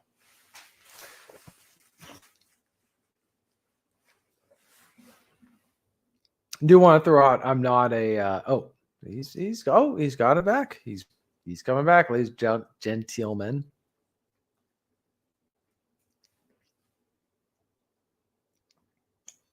Yeah. I was explaining to them the journey of how Aaron discovered his came out of the closet. Oh yeah. Unfortunately, we were there for that. Yeah. So all right. So this is one of the D&D sets that I got back in that 1984. Back in that 1984 Christmas. It's a wizard's laboratory and study. And I think I You know what's still. fun? There's one guy I follow now on Twitter. He does the train stuff. Mm-hmm. Jeff. Jeff. Oh, He reminds me of like when I was a kid. This was like, God, I must have been 4 or 5 years old. But I remember the wizard. the trains that people bought for kids. Oh yeah, I still have all my shit too. I'll have to break those out and do a geek and tell on that. I have all the old old model. I was into that for a while doing the trains. I've got still have the trees and shit. Now this really goes back. I remember buying these myself. This is a character record sheet from Basic, and this is an original printing, and I purchased this myself. I still have one sheet left, an old D&D sheet. Shit. Yep.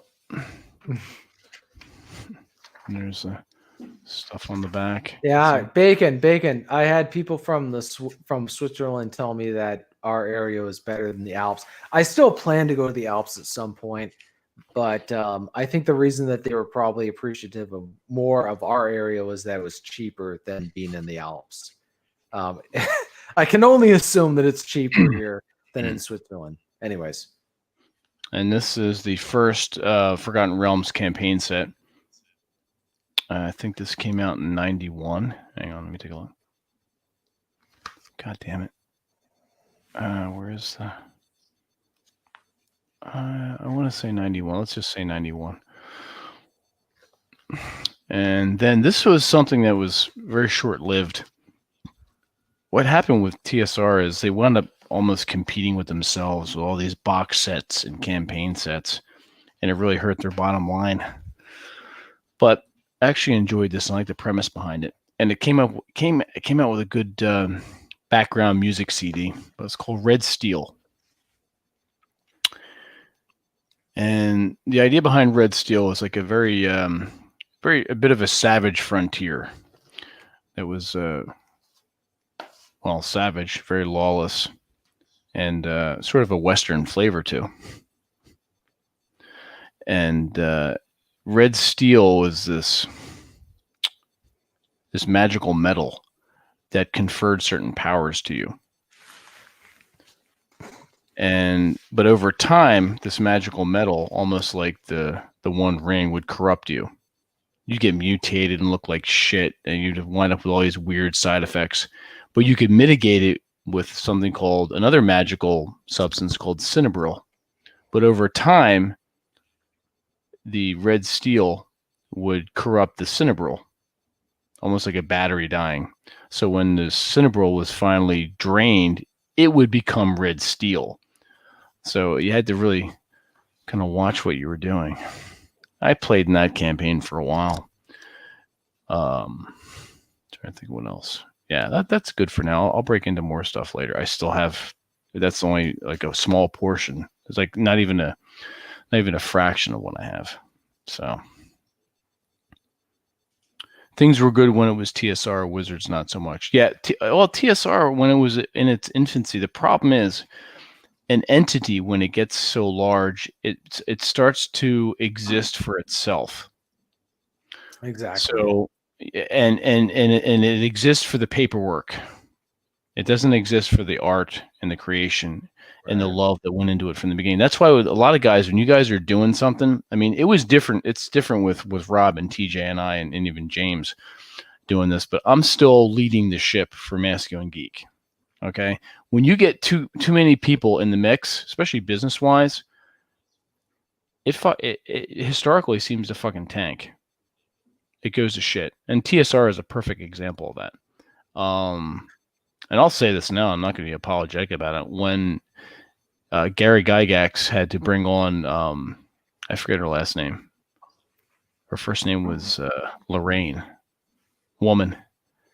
And to try and salvage and save TSR and go back and take care of the finances. That completely shit the bed. And even artists have said this with their own mouth.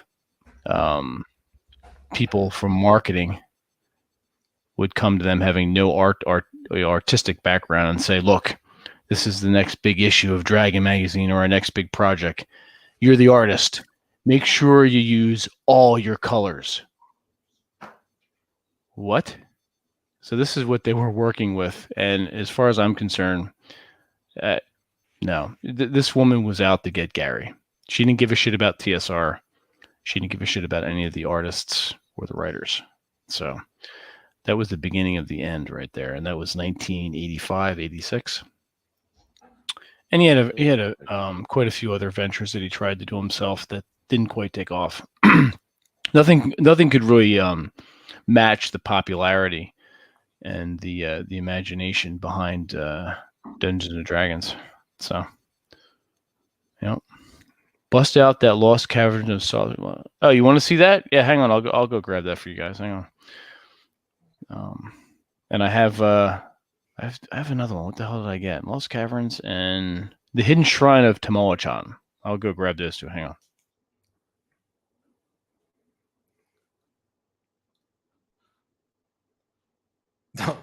He's gone.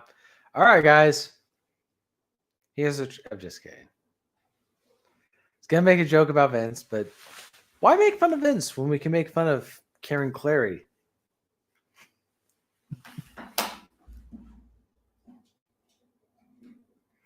I would show more of my stuff, but honestly, I've shown a lot of my stuff on Masculine Geek already. So if you are wondering what I have as far as geek stuff is concerned, you can go to the prior episodes. Oh, he's back.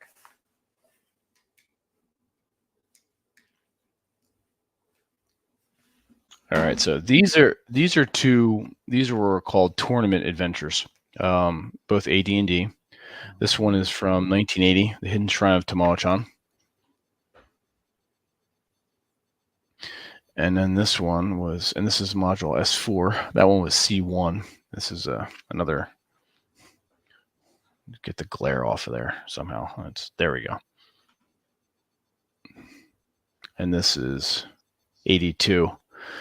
This module contains background information, referees notes, maps of the wilderness and cavern levels, and many new monsters, magic items, and spells. It was originally designed for the official Advanced Dungeons & Dragons game tournament at WinterCon 5 and contains the original tournament characters. For the best in adventure gaming products, look to the TSR logo on games, modules, and playing aids. So basically, when you went to a tournament and played D&D, and I've been to a few myself, I do have the original Sinister Secret of Saltmarsh somewhere, and I have Bone Hill as well. The tournament modules were run by a dungeon master, and you had to do it with a specific amount of time. It was usually between 3 and 4 hours, and you got points depending upon certain things that you did. So if you went into a room and maybe you negotiated with the monster or did something a certain way rather than outright kill it, you would get more points. If you found the trap here rather than setting it off, you got some points. So basically, you'd have maybe like 4 or 5 tables all playing the Hidden Shrine of Tamawachan at varying speeds. And at the end of the 3 or 4 hours, ding, the bell stops, you're done. Whether or not you completed the module, that would be points as well. If you didn't complete the module, that's fine. But you would tally up these points. And at the end of that, after the tally, you would see who won, and you would get prizes. Usually, Usually Aaron would lose. Aaron would definitely lose because he's horrible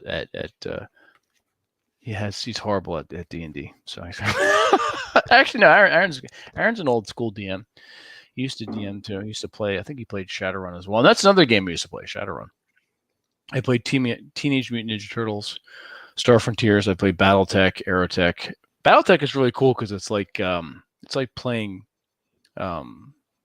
war games, but with mechanized infantry that stand about 50 feet tall, sort of like Japanese animation. But yeah, these are really cool. Yeah, this is another one that was tournament wise. I've played in a few tournaments and done that where it's very straightforward. There's a beginning and an end, and you have to figure out the puzzles. Like say maybe there's a puzzle your character figures out, or you did some really good role playing, you get points for that. And I really enjoyed that. One of the problems I have with a lot of the new rules, iterations is it has you get this egalitarian equalism even seeping into the games. And what I mean by that is if you go back and you look at all the classes like fighter and thief, magic user, even the monk, it took forever to get the 9th level in monk. You had to really bust your ass experience point wise. The experience point level numbers were different. So if you were a cleric, TJ, or you're the ranger, TJ, and I'm the fighter, or to get to level, we're starting at level 1. To get to level 2, it took different amount of experience, different experience point costs. So you were incentivized to make the best of your character and role playing and attacking and negotiating, all these different things. So there was a different your party was like maybe you like TJ would be like a 4th level ranger, I would be a 5th level fighter, and everything was based on it was very meritocratic that way. Now it's like straight across the board. You need whatever, like you play 2 adventures and you're up the level for some stupid ass shit like that. I'm really not happy with the way Wizards is handling things and whatnot. So, but yeah, yes, Red Crusader, I have been collecting. I have a lot of my stuff from 1983, from the 80s and 90s. I have a lot of box sets. I have the original Undermountain box set, 1991, and then I think in 94 they came out 92 and 94 they came out with other supplements, other box sets. I've got the Temple of Elemental Evil, the Village of Hamlet. I've got the Temple of Elemental Evil supplement that includes the Village of Hamlet. When was that printed? That was printed in 92, I think. So if you go on Wikipedia, there's a whole, if you type in like Dungeons and Dragons modules list, you'll get a whole iteration of the basic modules, the expert, because there's basic, expert, companion sets, and then the master set, which is a black box. And then you had advanced, which they're two totally different worlds. The human could be a lot of things, while other races could be, exactly. The human the human was locked into one class, but you had different abilities that were bumped up because you're a human.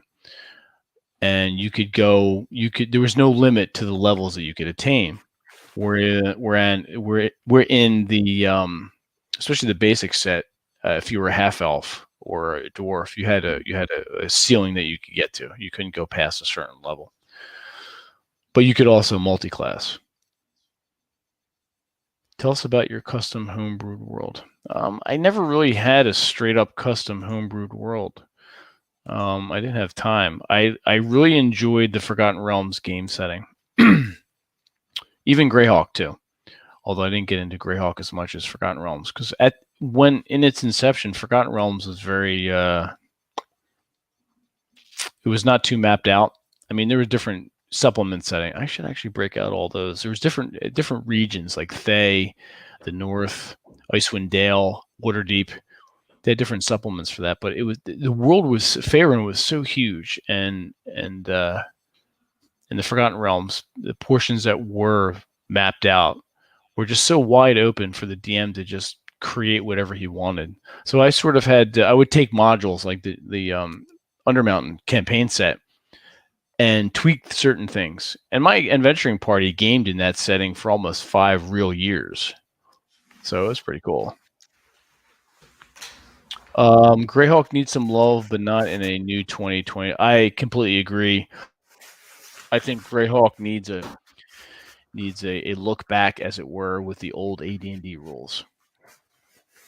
So, and some of the cool stuff about a lot of these supplements, or the artwork. The artwork was just a world unto itself. You had the big 5. You had Larry Elmore, Keith Parkinson. Who else? Jeff Easley. I'm missing the other 2. Somebody go look that up. Go look up Big 5 D&D artists of the 80s.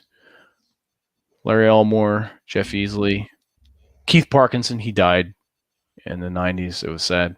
Keith Parkinson, Jeff Easley, Larry Elmore,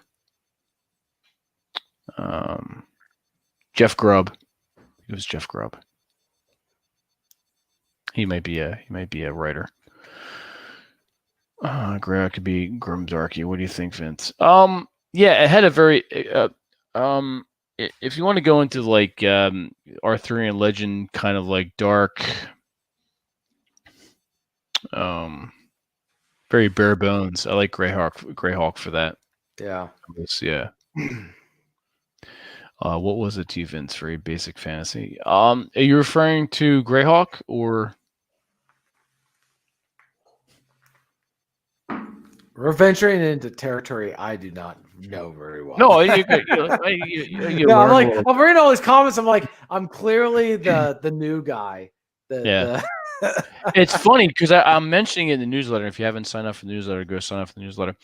Maybe I should. Let me see where it's at.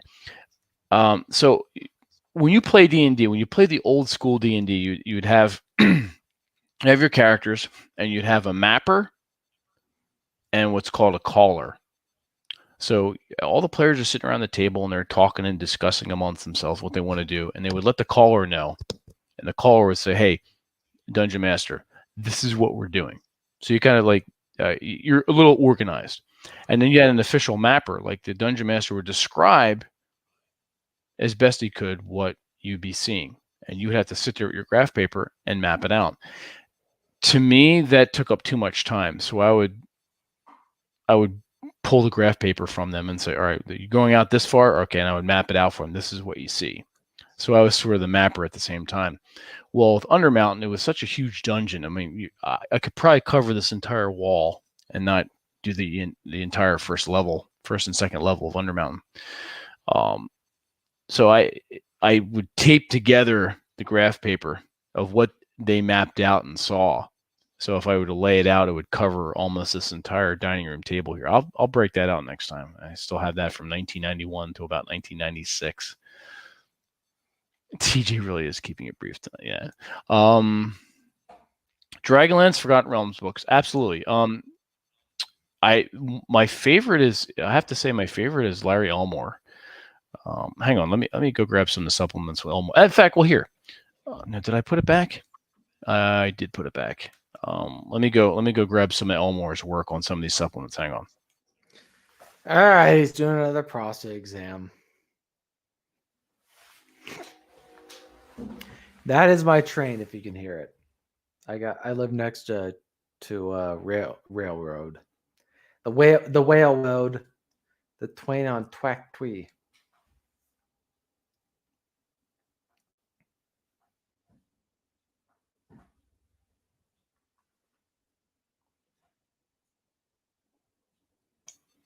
Yeah, first edition Advanced Dungeons & Dragons is my favorite. Okay, so this is one of my favorite Elmore covers. It's called, I think it's a Wizard's Duel, but it's a fighter and a wizard. I think it's called The Duel. And this is the Bloodstone Lands supplement. This is, what's that? Oh, I'm just reading Red Crusader. Because the train, I live next to a train. I made an Abbott Costello joke, which probably nobody's going to get. So, which is fine. Right. If you've seen Hold That Ghost, you'll get the joke. Oh, yeah, it's been a while, yeah. Yeah, no, Red Crusader probably didn't get it. And most people are not going to get it. But I literally just watched it the other night. Okay. Dude, are you like been smoking a pack of Lucky Strikes or something? No, I've got the Rona. No, I got a bronchial infection. This is Waterdeep in the north. Bronchial infection. I get them every year this time of year. I've had it for like a month and a half, almost 2 months. In fact, hang on. Son of a bitch. It's one of my favorites too. It's got the Beholder. That's another Larry Elmore. This is the Red Wizards of Thay. This is an Elmore. I think this is Keith Parkinson. That's the Red Wizards of Thay. And this one is 1988. I was 18. This is 87, Waterdeep. Cormier. This is Paul Jacquet. This is 90 something, I think. And this, like I said, this is one of my favorites here. This is 89. It's 19. So I bought these when they came out. Some of my favorite stuff here. Getting into Geek realm. So, but and speaking of that, Dungeons and Dragons, we have our next D&D game on Wednesday. I think it's number 12 or 13. Yeah, we're up there. I'm enjoying having Raul as DM.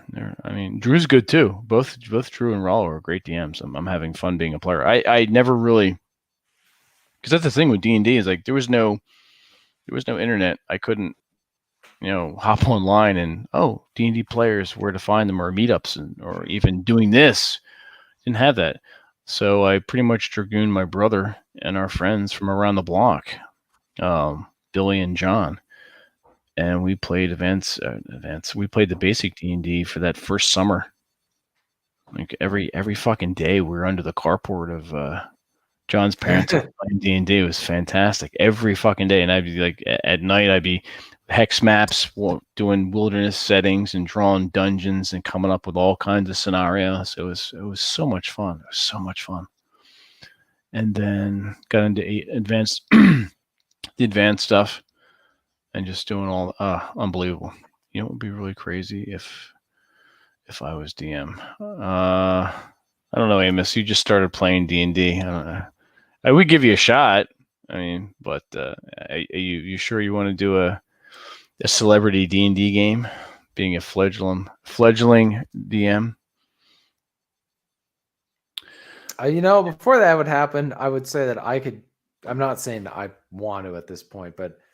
I've got imagination, so I could come up with a pretty good storyline as a DM. But not saying I want to be a DM at any. Well, it's the mechanics too. Right. It's in preparation. It's in the preparation. It's the ability also to think on your feet. A lot of the campaign I was running before this Kung Flu hit, I was my buddies around the table. There were instances where the next scenario I had to say, "You guys remember what the fuck happened?" And if I didn't write names down that I came up on the fly, that I'd be fucked. Yeah. But a lot of it I just made up as I went along. I was like, "Oh, this sounds pretty good," and kept with the context of what was the flow that was already happening.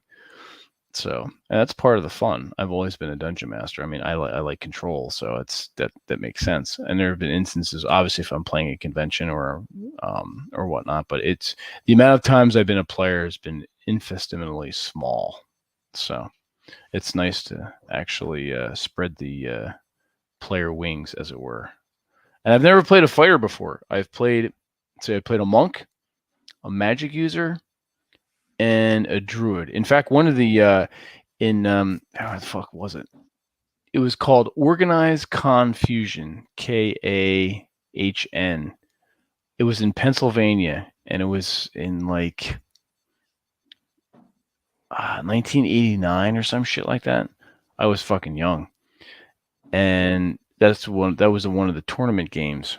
I forget the adventure was homebrewed or something like one of these.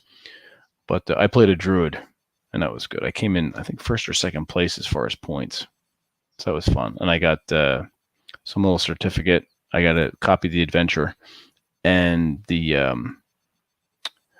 some of the companies there that were selling their wares, I got some like adventures or minis or some shit like that. Maybe even a t-shirt. So that was fun. And then one of the other conventions I went to was a 3-day. It was called, what was it called? Fuck, the name was just on the tip of my tongue. I'm getting old. Don't get old, guys. It's horrible. Anyway, that was cool. That was in PA as well. And it was really weird because there was a gas station, a convenience store, and the hotel. And that was it. That was the area, and there was like mountains around us, and we were there for 3 days playing CocoCon. That was in 1991. That was a fun ride. It was in the Pocono areas, I think, or sort of. I'd have to take a look at that. Poor TJ falling asleep to Vince's back in my days stores. I'm not falling asleep. Tuck him in before you leave, Vince. Ah. Oh, shut up! Stop talking about D&D, Vince. We don't care. You guys seem to care about D&D back in the old days. They're all retarded kids. Damn, you hear that, chat? TJ called you retarded kids. But he meant it in a nice way. I'm relaxing because I'm just enjoying. I got my fire. I got my fire. Got my wine. I got my D&D. D&D. I have here's something else and I probably have to share this. I'm not sure whether I should share it in one of these hangouts or in the private Zoom, because back in VHS days, and I'm talking 90s, early 90s, mid 90s, I videotaped. Get your mind out of the gutter. I videotaped at least 4 or 5 D&D sessions, and there was one instance where everybody that we had candles going and everything. We played. We had the ambiance and the music. It was fucking awesome. Everyone burned themselves on the fucking hot wax of the candle. It's just fucking hysterical. It's one of the best video recordings for D&D that you could see as far as laughing. I'm a spurg about internet people calling me big tard. I'm trying to look up Legendary Brew. Where is that on YouTube? Oh, go ahead, share it, TJ, and I'll throw it up. Well, I'm trying. It's a Legendary Brew. I think it's on. I think I have it on Masculine Geek, but I'm not sure. I don't see it anywhere. Check your phones. I'm looking at. No, I'm trying to look it up on the YouTubes. Okay. I don't know. Oh, you know what it probably is? It's probably under Legends of Tabletop. Probably easier. It might be on. Oh, I don't know if it's Legends on. I don't. Tabletop Coffee. Legendary. It's totally gonna be that one. It might be. You don't want to know. Yeah, never mind. I'm gonna keep it. You got it? No. I'm just saying I'm gonna keep my mouth shut.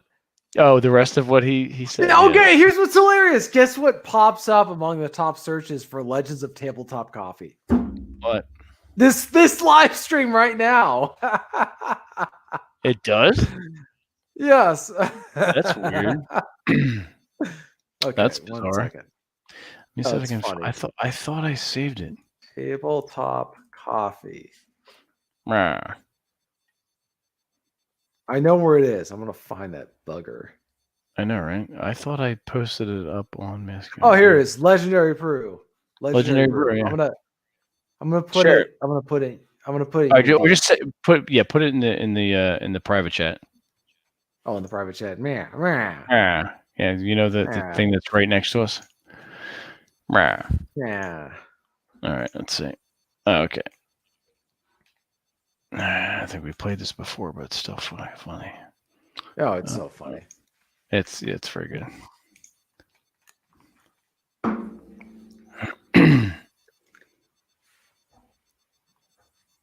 It's on my old channel. Oh, hi there.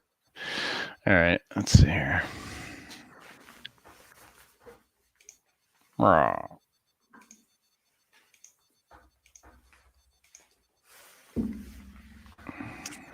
Oh, hi there.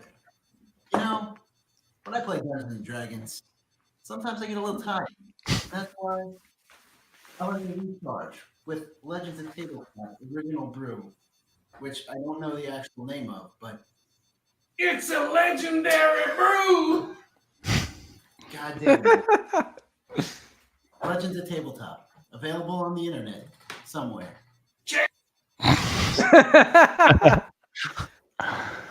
It's too funny.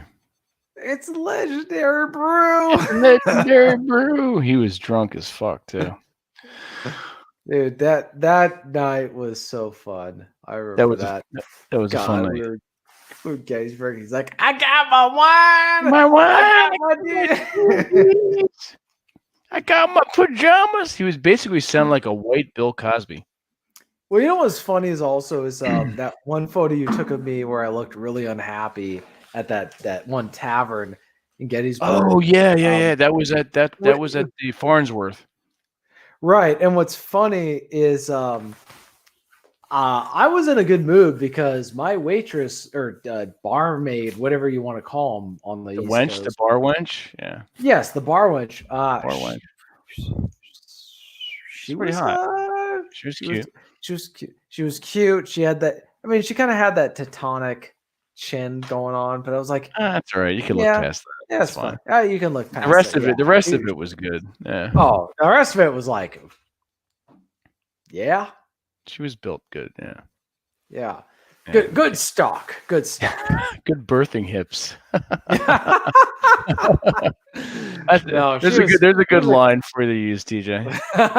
Yeah, you got good birthing hips. Oh. That'll go over real well. No, well, dude. You know what? One thing I've learned over the years is it's amazing what you can get away with saying, depending on how you say it and who you say it to and the context. You can get away with saying a lot of stuff where you thought, oh, this girl's gonna murder me, and instead she gets like kind of defensive, not even defensive, but where she's like. Where she actually takes what you say seriously, even though you're kind of joking. You know what I mean? Yeah. No, that's true. That's right. Like you could say so. I just remember a couple times where I said something that was like, I'm really not serious, and they're like, oh my gosh, I got to change all this. It's like, no, I'm just being funny, babe. I'm just being funny. Like, stop. No, don't go change your clothes. Exactly. Yeah, that kind of thing. Oh, that was a good trip. Oh my gosh, that was fun. I'd be there now if it wasn't for the change in the Kung Flu lockdown orders again from Pennsylvania. God, fucking stupid. We're just gonna change it for first week in February, and this gives some other people time to plan. And I think Amos was talking about coming out, so. That'll be cool. I love how when Aaron showed up, he's like, oh, well, there's a bunch of hills there. It's like, yeah, Aaron. And these hills were occupied by Union and Southern soldiers who, I'm sorry, I can kind of see their ghosts still in the trees. Like, do you not have a spiritual aspect of your bone in your body? Or do you just see like, oh, well, how much were they contributing to GDP that day? Let's go to the next thing. Yeah, Aaron was pretty funny. I was worried about getting to the next one. He showed up to the one thing, looked around, and like, oh, let's go to the next thing, without appreciating where he was. That was the thing that shocked everybody. Yeah, Aaron is not a spiritual guy. D&D at this meetup. No. That the D&D was something personal for us because we were already there for the 4 days. This meetup is just hanging out on the battlefields, eating and drinking and grabbing some cigars. No D&D. Civil War gaming. I'm a Civil War aficionado, especially the Gettysburg conflict, but I'm not a Civil War gamer. I mean, there is a war game called Gettysburg. In fact, Dave Arneson and Gary Gygax got started with that. That was I think Avalon Hill Games. That sort of launched D&D. Was the miniature wargaming came out of that. So Red Crusader, that may change. What may change? You coming out or Pennsylvania being locked down? Oh, I see what you say. You said I wasn't going to be able to go. That may change. Okay, cool. You guys, I can give you recommendations for places to stay. So if you want to do like the same deal that you did for Village by the lake, get an Airbnb. The Airbnb, let me tell you right now, the Airbnbs and similar things in Gettysburg are much nicer, and places I can recommend to you are much nicer. So, all right, so yeah, so Red and Amos definitely. Well, you're in the Masculine Geek Life stuff, so you can hop on the forums and discuss that. And I'll throw up all the recommendations I throw up. I'll throw up in the forums. If you're not Masculine Geek Life, you're a dork. So that's all I can say. You're missing out. Oh shit! So yeah, that's changed to the February first week in February. Yeah, trying to think of anything else D&D related. The one-off D&D game. I know Amos, you've been wanting to play that, and both you and Red are the first people in as far as like players are concerned. I still have to get with Drew on that.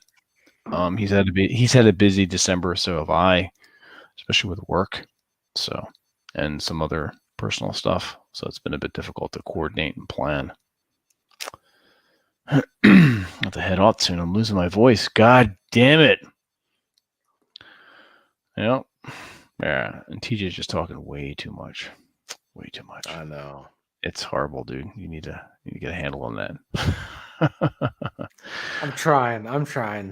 That's right. Oh, you're learning some D&D stuff, so D&D history. Yeah, we'll do another episode like this, and I'll show off more stuff. I've got the boxes are right here, so it's not going to be difficult to break them open. But I'll change the setup, so I have the webcam pointing down on the stuff that I'm unboxing, as it were, and showing you guys. It'll be easier to show that way. Like if it's facing down on the what do you call it, the table here. I'm not holding it up with the webcam.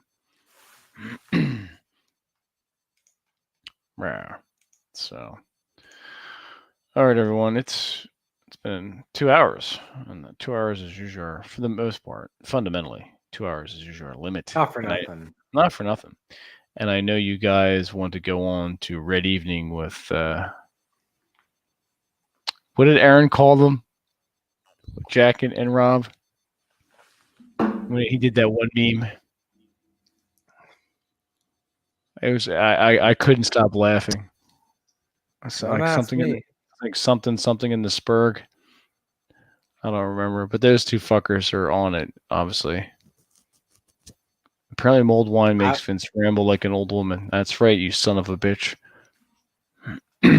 Hey, you got some good D&D eye candy out of my rambling. Man. So it's 2 hours and 10 minutes, so I'm tired. I'm losing my voice. I need to get some water and probably 2 aspirin. I have a bit of a headache. So, and I got to put this D&D shit back, you fuckers. God damn it. So yes, tune in this Wednesday as we continue the campaign. If I remember correctly, Rollo is running module A1. He's modified it. He's running module A1, Slave Pits of the Undercity.